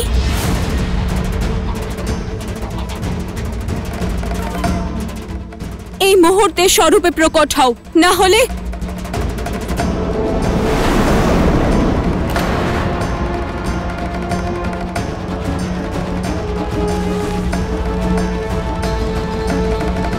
আমি ইন্দ্রপুত্র জয়ন্ত, দয়া করে ক্রোধিত হবেন না। আমি তো শুধু চরণ স্পর্শ করে আপনার আশীর্বাদ নিতে চেয়েছিলাম। এক নারীকে এই প্রকৃতি ষষ্ঠ ইন্দ্রিয় দিয়ে এই পৃথিবীতে পাঠায়, যে কুস্পর্শ আর কুদৃষ্টি দুটোই ভালো করে বুঝতে পারে। আর তুমি আমাকে কু উদ্দেশ্য নিয়ে স্পর্শ করেছ।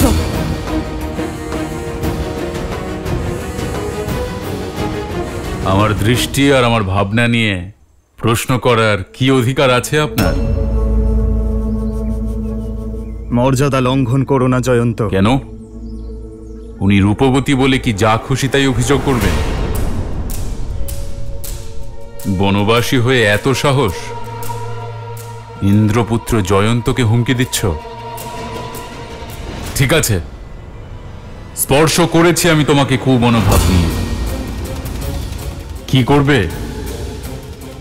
নাকি কি করতে পারবে তোমার এই বনবাসী স্বামী?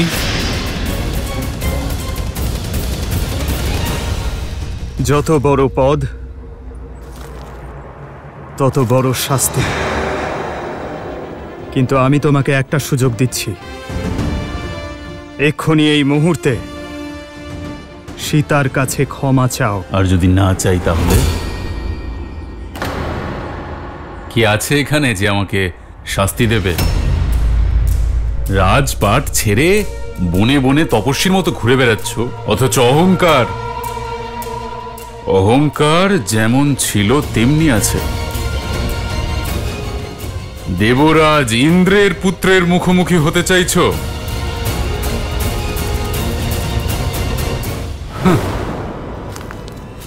দাঁড়াও জয়ন্ত।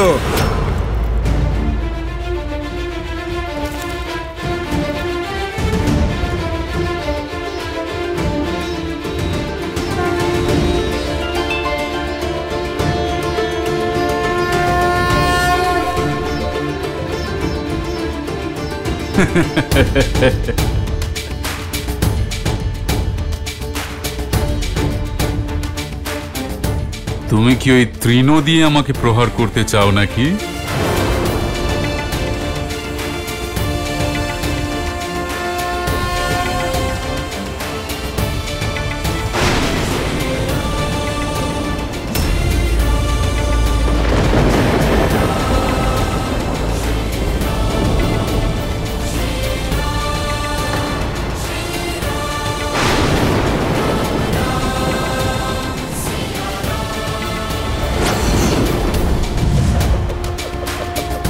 ব্রহ্মাস্ত্র!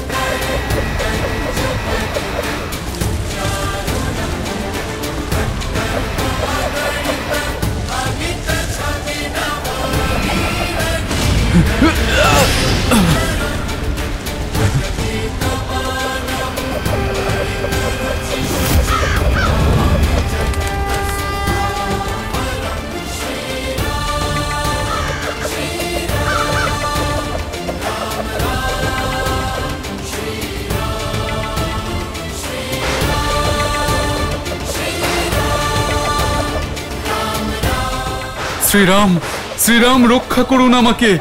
ভুল হয়েছে, ক্ষমা করে দিন শ্রীরাম। রক্ষা করুন প্রভু, রক্ষা করুন আমাকে। কামের দ্বারা আমি বুদ্ধিভ্রষ্ট হয়ে পড়েছিলাম, দয়া করে আমাকে রক্ষা করুন। আমি আর এ অন্যায় কখনো করব না।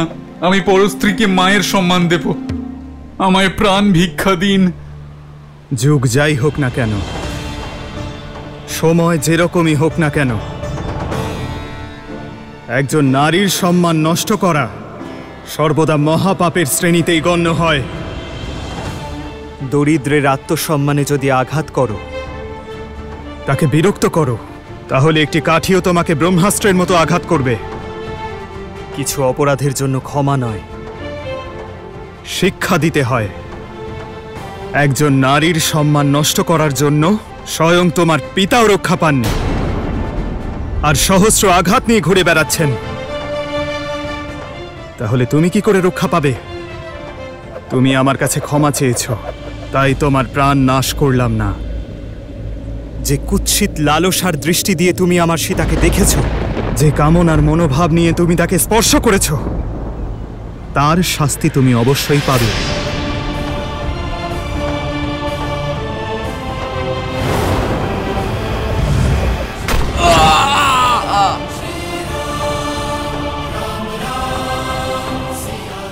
আমাকে জীবন দান দেওয়ার জন্য ধন্যবাদ শ্রীরাম। আমি প্রতিজ্ঞা করছি যে ভবিষ্যতে আর কখনো কোনো স্ত্রীর প্রতি নিজের মনে কুবিচার আনবো না। আমি প্রতিজ্ঞা করছি।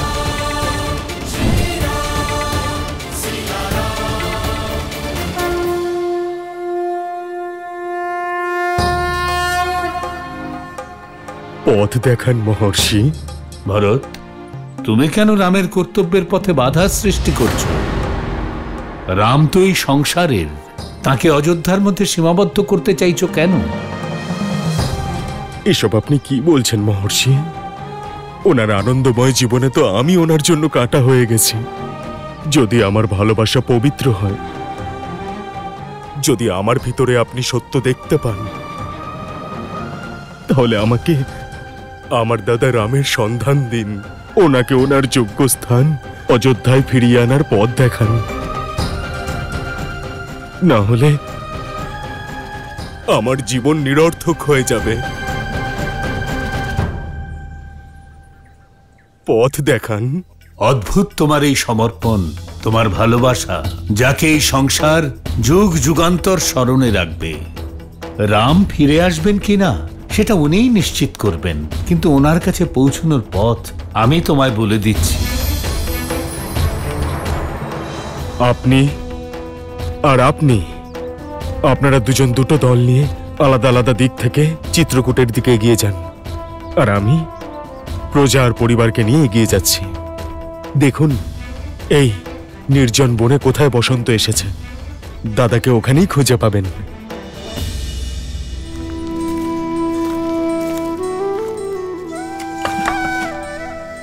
জ্বালানির জন্য কাঠ নিয়ে এসেছি মা। এবার আমার মনে হয় যে এই কাঠগুলোকে আমরা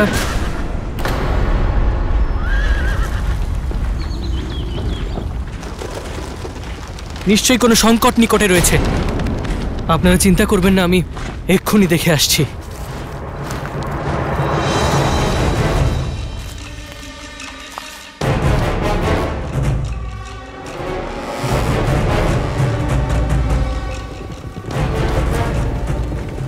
অযোধ্যার সৈন্যদল, দাদা সাবধান!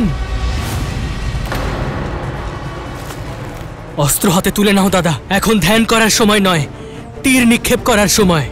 কি হয়েছে লক্ষণ? তুমি এত বিচলিত কেন? কারণ দুঃস্বপ্ন সত্য হতে চলেছে দাদা, কিন্তু আমি তাকে এইবার সফল হতে দেব না দাদা। তোমাকে আমার দিব্যি দাদা, তুমি মাঝে আসবে না।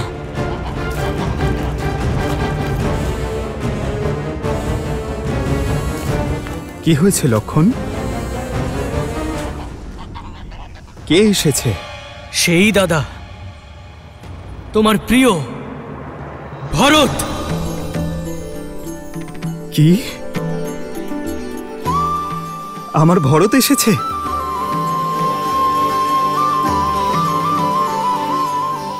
ভরত? ও নিশ্চয়ই নিষাদ রাজের মন জয় করেছে। এইবার তো বড় হও লক্ষণ, নাকি ছোটবেলার মতোই আমার স্নেহ পেতে ভরতের সঙ্গে লড়াই করবে তুমি? তোমার মন এত পবিত্র কেন দাদা? দেখো দাদা, দেখো, তোমার প্রিয় ভরত একা আসেনি, নিজের সঙ্গে সম্পূর্ণ সৈন্যদল নিয়ে এসেছে।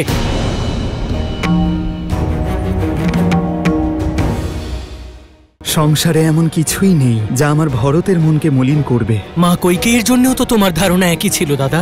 ও ভরত কখনো বিভ্রান্ত হবে না। আমিও তোমার লক্ষণ, যার জীবনের উদ্দেশ্য শুধু একটাই, তোমার রক্ষা করা, আর কিচ্ছু না। দেখো দাদা, দেখো, তোমার প্রিয় ভরত একা আসেনি, নিজের সঙ্গে সম্পূর্ণ সৈন্যদল নিয়ে এসেছে। আর সৈন্য নিয়ে কেউই ভাইয়ের প্রতি ভালোবাসা দেখাতে আসতে পারে না দাদা, আক্রমণ করতে আসে। তোমাকে অযোধ্যা থেকে দূর করে ওর মন এখনো ভরেনি দাদা, কারণ অযোধ্যার মনের মধ্যে এখনো তুমি বাস করছো দাদা। আর এই বিষয়টাকেও কিছুতেই মানতে পারবে না দাদা, কিছুতেই না। ও ভয় পাচ্ছে দাদা, যাতে ওর রাজ্য হাতছাড়া না হয়ে যায়, তাই তোমার উপরে আক্রমণ করে এই সন্দেহ সদা সর্বদার জন্য মুছে ফেলতে চাইছে। লক্ষণ, সংসারে এমন কিছুই নেই যা আমার ভরতের মনকে মলিন করতে পারে। মা কৈকেয়ীর জন্য তো তোমার ধারণা একই ছিল দাদা, কিন্তু ওনার মন তো মলিন হয়ে গেল। ভুলে যেও না দাদা, যে ভরতের শরীরেও ওনারই রক্ত বইছে। শক্তি আর সিংহাসন পাওয়ার লোভ যেখানে দেবরাজ ইন্দ্রকে ভ্রমিত করে দিয়েছিল, সেখানে ভরত তো সাধারণ একজন মানুষ, তাই না? এই তো পার্থক্য ইন্দ্রদেব আর ভরতের মধ্যে লক্ষণ। ও ভরত কখনো বিভ্রান্ত হবে না। তাহলে আমিও তোমার লক্ষণ দাদা, যার জীবনের উদ্দেশ্য শুধু একটাই, তোমার জীবনের রক্ষা করা, আর কিচ্ছু না। আর এই আমি করেই ছাড়ব। লক্ষণ,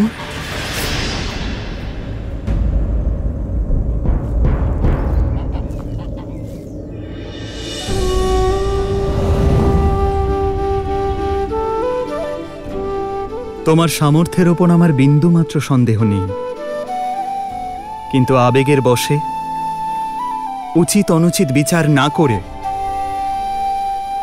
যদি তুমি ভরতের প্রাণ নাশ করো, তাকে পুনরায় জীবন দান দিতে পারবে তুমি? আমি নিজের চোখে যা দেখছি তা কিভাবে মিথ্যে হতে পারে? সত্য দৃষ্টি এবং শ্রবণের ঊর্ধ্বে হয় লক্ষণ।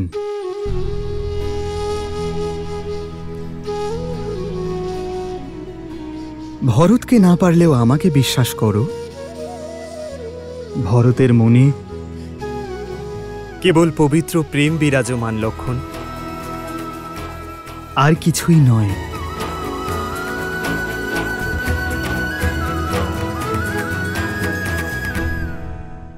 ভরত যদি এখানে শত্রু হয়ে আসে তাহলে তোমার সুরক্ষার জন্য আমি ওর ওপরে অস্ত্র চালনা করতে একবারের জন্য ভাববো না দাদা। লক্ষণ, দাদা!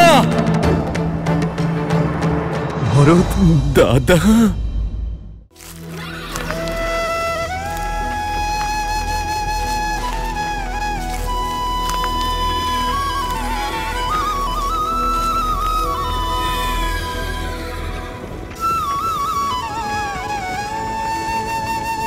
ভ্রাতা ভরত, ভ্রাতা ভরত, সেই কুটির খুঁজে পেয়েছি যেখানে শ্রীরাম, সীতামা আর ভ্রাতা লক্ষণ রয়েছেন। আর এক মুহূর্ত ওনাদের না দেখে থাকতে পারছি না আমি। ওই জায়গাটা কোথায়? ওইদিকে ভ্রাতা ভরত। আপনি একটা কাজ করুন, আপনি বাকি সকলকে নিয়ে আসুন, আমি আর প্রতীক্ষা করতে পারছি না। ওইদিকে চলো চলো, সবাই আমার পিছনে পিছনে এসো, এসো এসো এসো।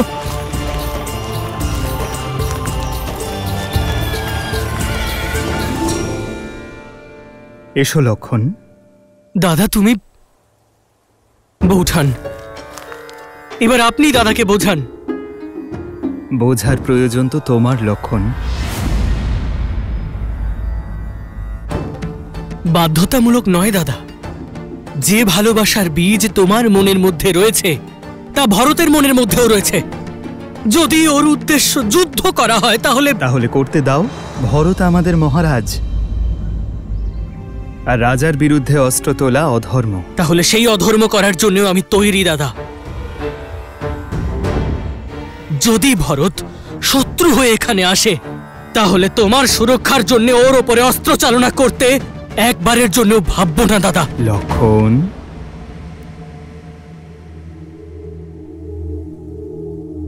দাদা!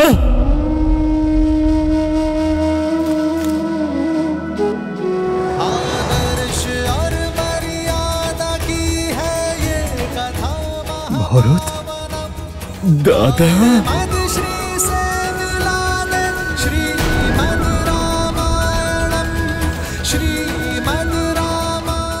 আমার ভরত,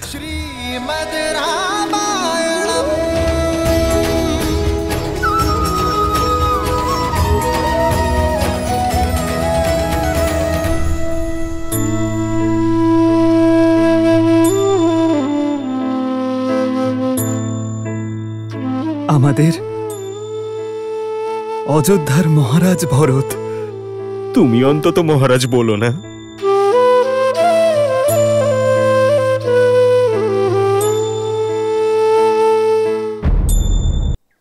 আমি তো তোমার একজন তুচ্ছ দাস, অপরাধী আমি। তোমার কাছে শাস্তি পেতে এসেছি। তুমি আমাকে যা শাস্তি দিতে চাও আমাকে দাও দাদা, শাস্তি দাও।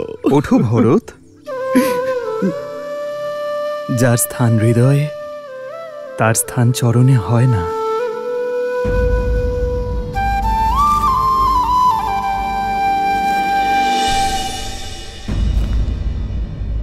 আমায় হৃদয়ে টেনে নিও না, বরং আমায় 100 ঘা চাবুকের বাড়ি মারো। অপরাধী আমি তোমার এই পাপীর জন্যই তোমায় এত কষ্ট পেতে হয়েছে। মহলের শোভা ছিলেন যিনি, সেই সীতামাকে একজন বনবাসীর জীবন কাটাতে হয়েছে। আর আমার প্রাণের থেকে প্রিয় লক্ষণকে এত কষ্ট করতে হয়েছে। আমাকে শাস্তি দাও দাদা, আমি তারই যোগ্য আমি।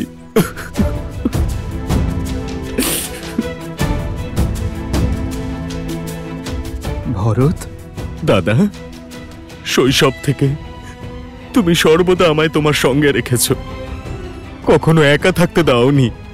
সর্বদা সকল কর্মে আমাকে তোমার সঙ্গে সম্মিলিত করেছ। একটা বৃক্ষ হয়ে সর্বদা আমাকে ছায়া প্রদান করেছ। এইবার আমাকে সম্মিলিত না করে তোমার ছায়া থেকে দূরে সরিয়ে একা ফেলে রেখে চলে এলে ভরতকে। একা ফেলে রেখে এলে দাদা। ভরত,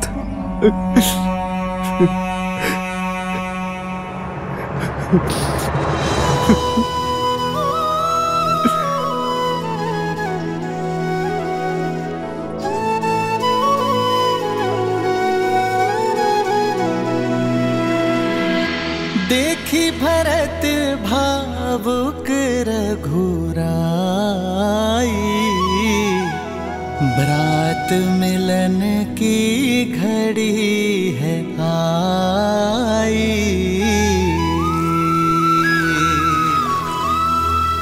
प्रेम सहित प्रभु हृदय लगाए,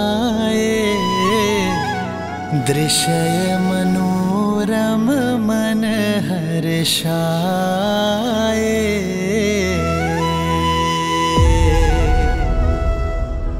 বিশ্বাসই হচ্ছে না, ভিন্ন ভিন্ন গর্ভ থেকে জন্ম নেওয়া ভাইদের মধ্যে এত ভালোবাসা। ভাই একে অপরের পূরক হয় দেবে।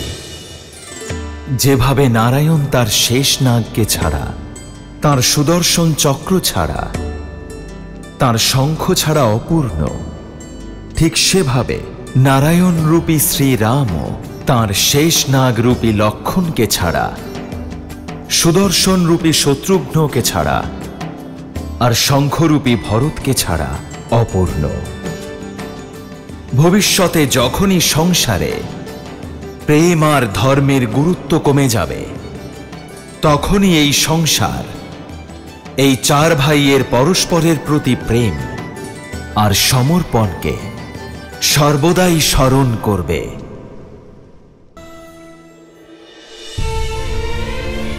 মা, কতটা অভাগা আমি। মা শব্দ বললাম তো বটে, কিন্তু সংকটের মুহূর্তে আমার কর্তব্য পালন করতে পারিনি। আমি তো নরকেও জায়গা পাবো না মা। এমন অশুভ কথা বলো না ভরত। অশুভ তো তোমার সঙ্গে হয়েছে মা।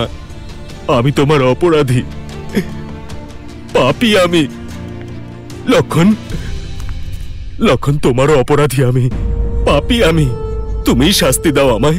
তুলে নাও ধনুক আর বাণ নিক্ষেপ করো।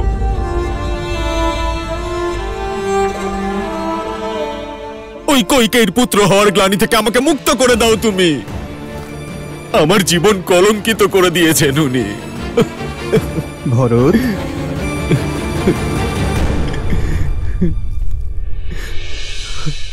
মা কৈকেয়ীর প্রতি কটু বাক্য প্রয়োগ করো না। রঘুকুলে নারীদের সম্মান করার শিক্ষা দেওয়া হয়, তা কলঙ্কিত করো না। আর মা কৈকেয়ী কেবল নারী নন, আমাদের মা, পিতার সব থেকে প্রিয় মা কৈকেয়ী। ভেবে দেখো ভরত, যখন পিতা জানতে পারবেন তোমার মনোভাব এমন,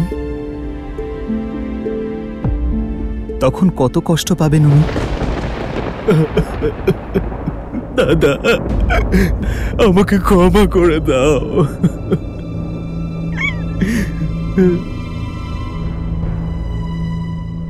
ভরত, কি হয়েছে ভরত? আমি আছি তো এখানে, তোমার কাছে, আমার ভরতের কাছে। শত্রুঘ্ন, তোমাদের এভাবে বিলাপ করতে দেখে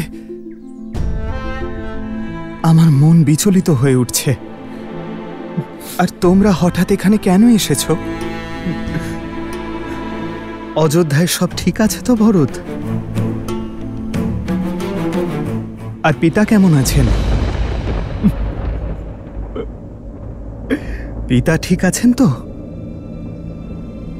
ওনাকে একা কেন রেখে এসেছো? পিতা, পিতা। উত্তর দাও ভরত, আমার কথার উত্তর।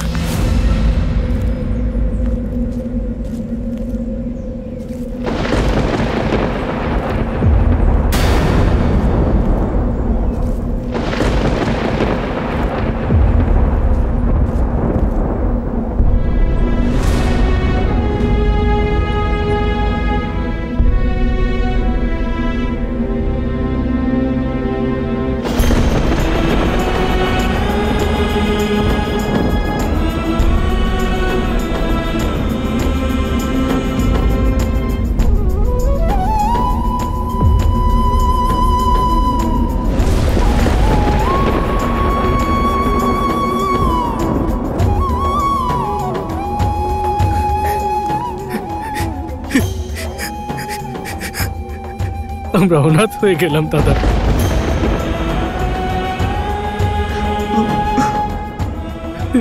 আমরা অনাথ হয়ে গেলাম।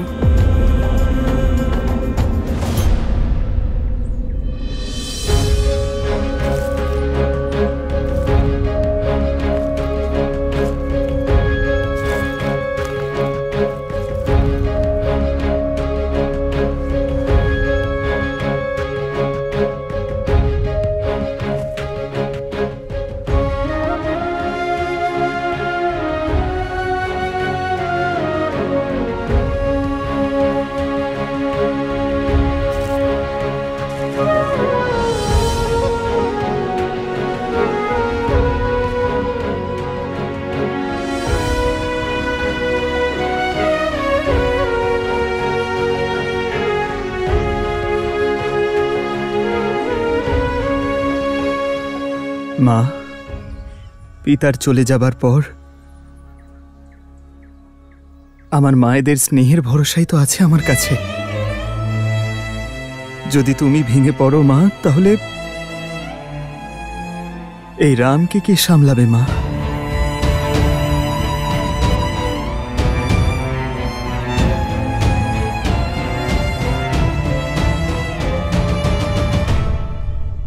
মা কইকেই আসেনি?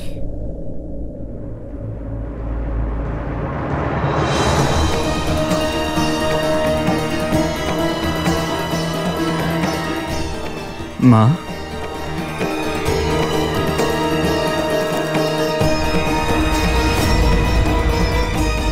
মা হওয়ার যোগ্যতা আর সম্মান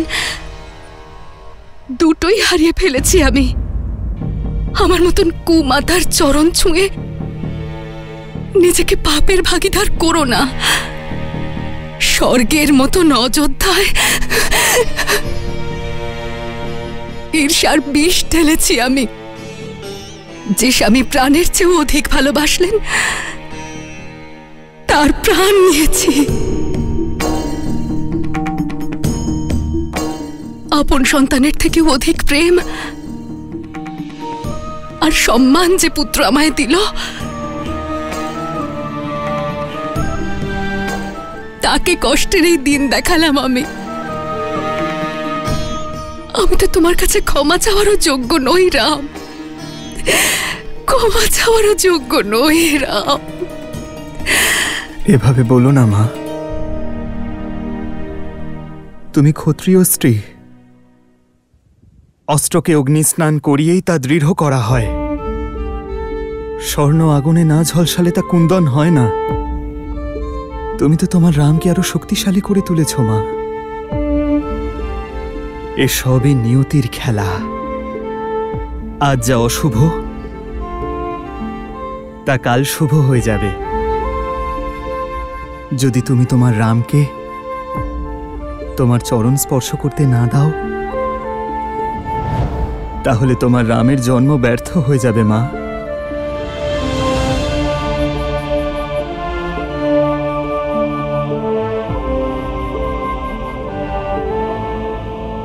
এই এক জন্মে আমার পাপের শাস্তি দেওয়া সম্ভব নয় রাম। কোনোদিনও কোনো পুত্র যেন আমার মতো মা না পায়। কিন্তু প্রভুর কাছে এটাই প্রার্থনা করব যে প্রতিটা জন্মে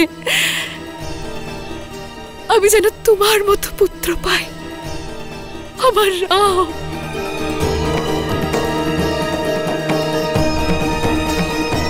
রাম,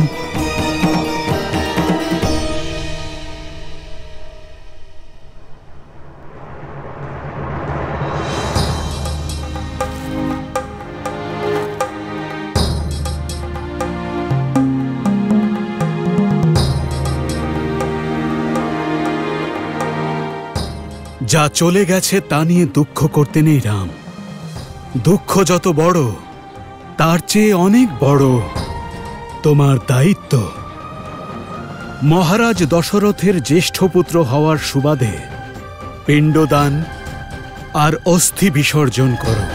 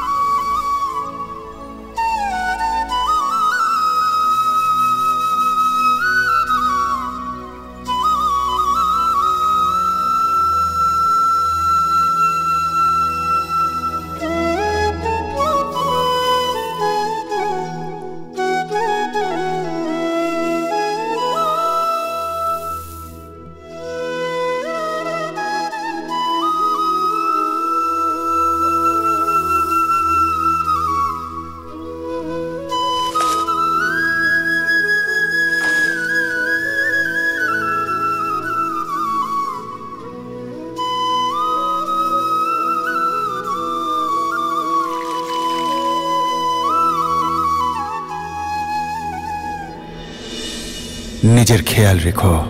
হ্যাঁ পিতা, আমি নিজের আর আমার ভাইদের খেয়াল রাখব।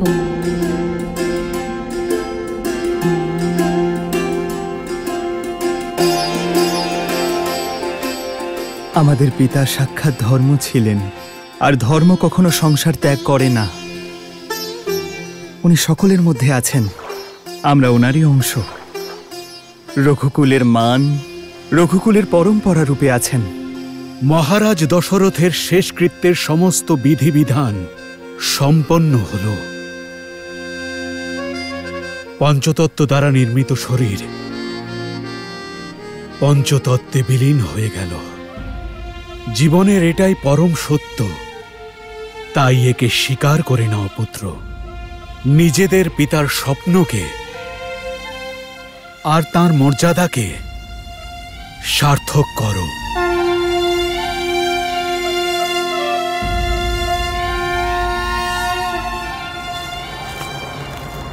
প্রণাম আচার্য। প্রণাম শ্রীরাম। মিথিলা নরেশ মহারাজ জনক এসেছেন।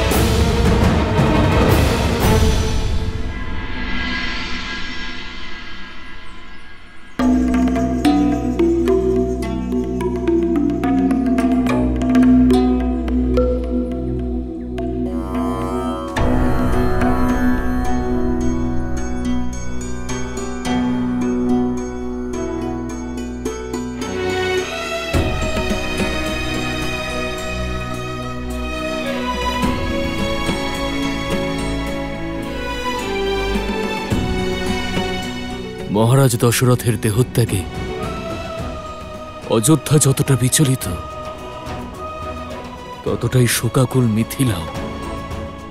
মহারাজের ধর্মপরায়ণতা, ওনার শৌর্য, ওনার নীতিবোধ চিরকাল স্মরণীয় হয়ে থাকবে, অযোধ্যা এবং মিথিলাকে গৌরবান্বিত করবে।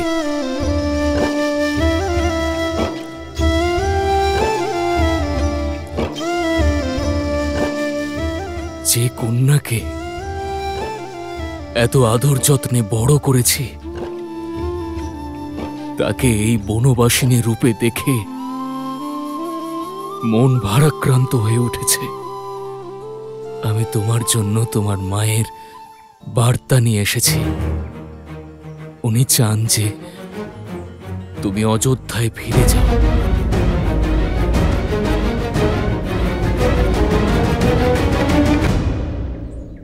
তোমার মা চান তুমি তোমার বোনেদের সঙ্গে মহলে থাকো, এই বনে নয়। সীতা আমার সঙ্গে যাবে তো?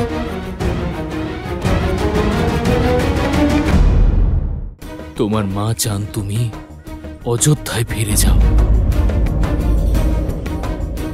আর সেখানে বনেদের সঙ্গে মহলে থাকো, এই কুটিরে নয়।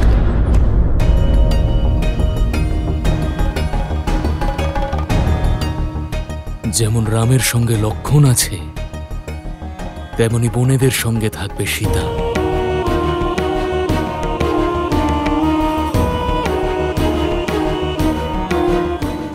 রাম, মাতা সুনয়না আপনার কাছে প্রার্থনা করেছেন। মহারাজ জনক, আমার সঙ্গে বনবাসের কষ্ট ভোগ করা সীতার সিদ্ধান্ত ছিল। আমি সেই সিদ্ধান্তের সম্মান রেখেছি, কিন্তু আজ সীতা অযোধ্যায় ফিরতে চাইলে আমি তার সেই সিদ্ধান্তকেও সম্মান করব।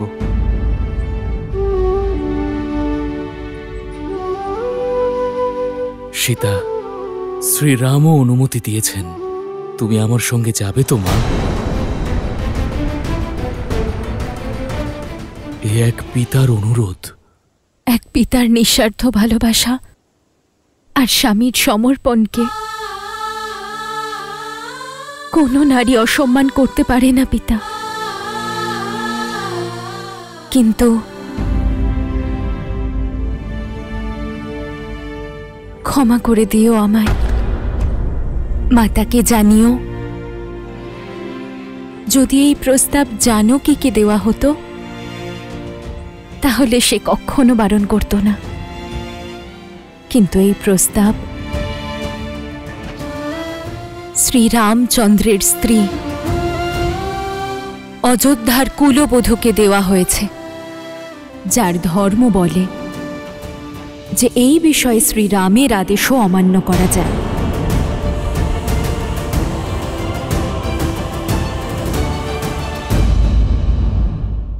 আর অযোধ্যাতে যে বিষবৃক্ষ জন্মেছে তা নির্মূল করতে তোমাদের ফিরতেই হবে দাদা।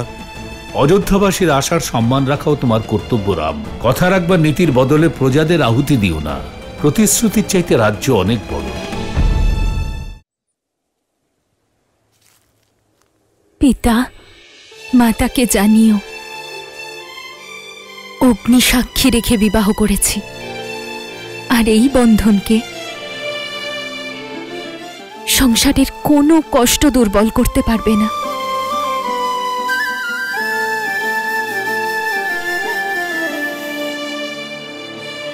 সীতা, তোমার এই আত্মত্যাগ নারী জাতির জন্য এক দৃষ্টান্ত স্থাপন করবে। সুখের সময় সবাই সবার পাশে থাকে, কিন্তু যারা কষ্টের মধ্যেও আনন্দকে খুঁজে পায় তারাই আসল দম্পতি।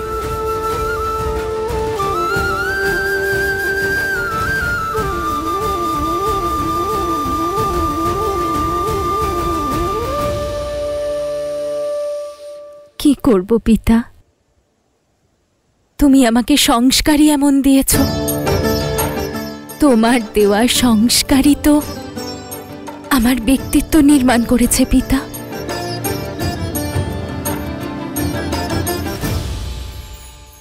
আর অযোধ্যাতে যে বিষবৃক্ষ জন্মেছে তা নির্মূল করতে তোমাদের ফিরতেই হবে দাদা।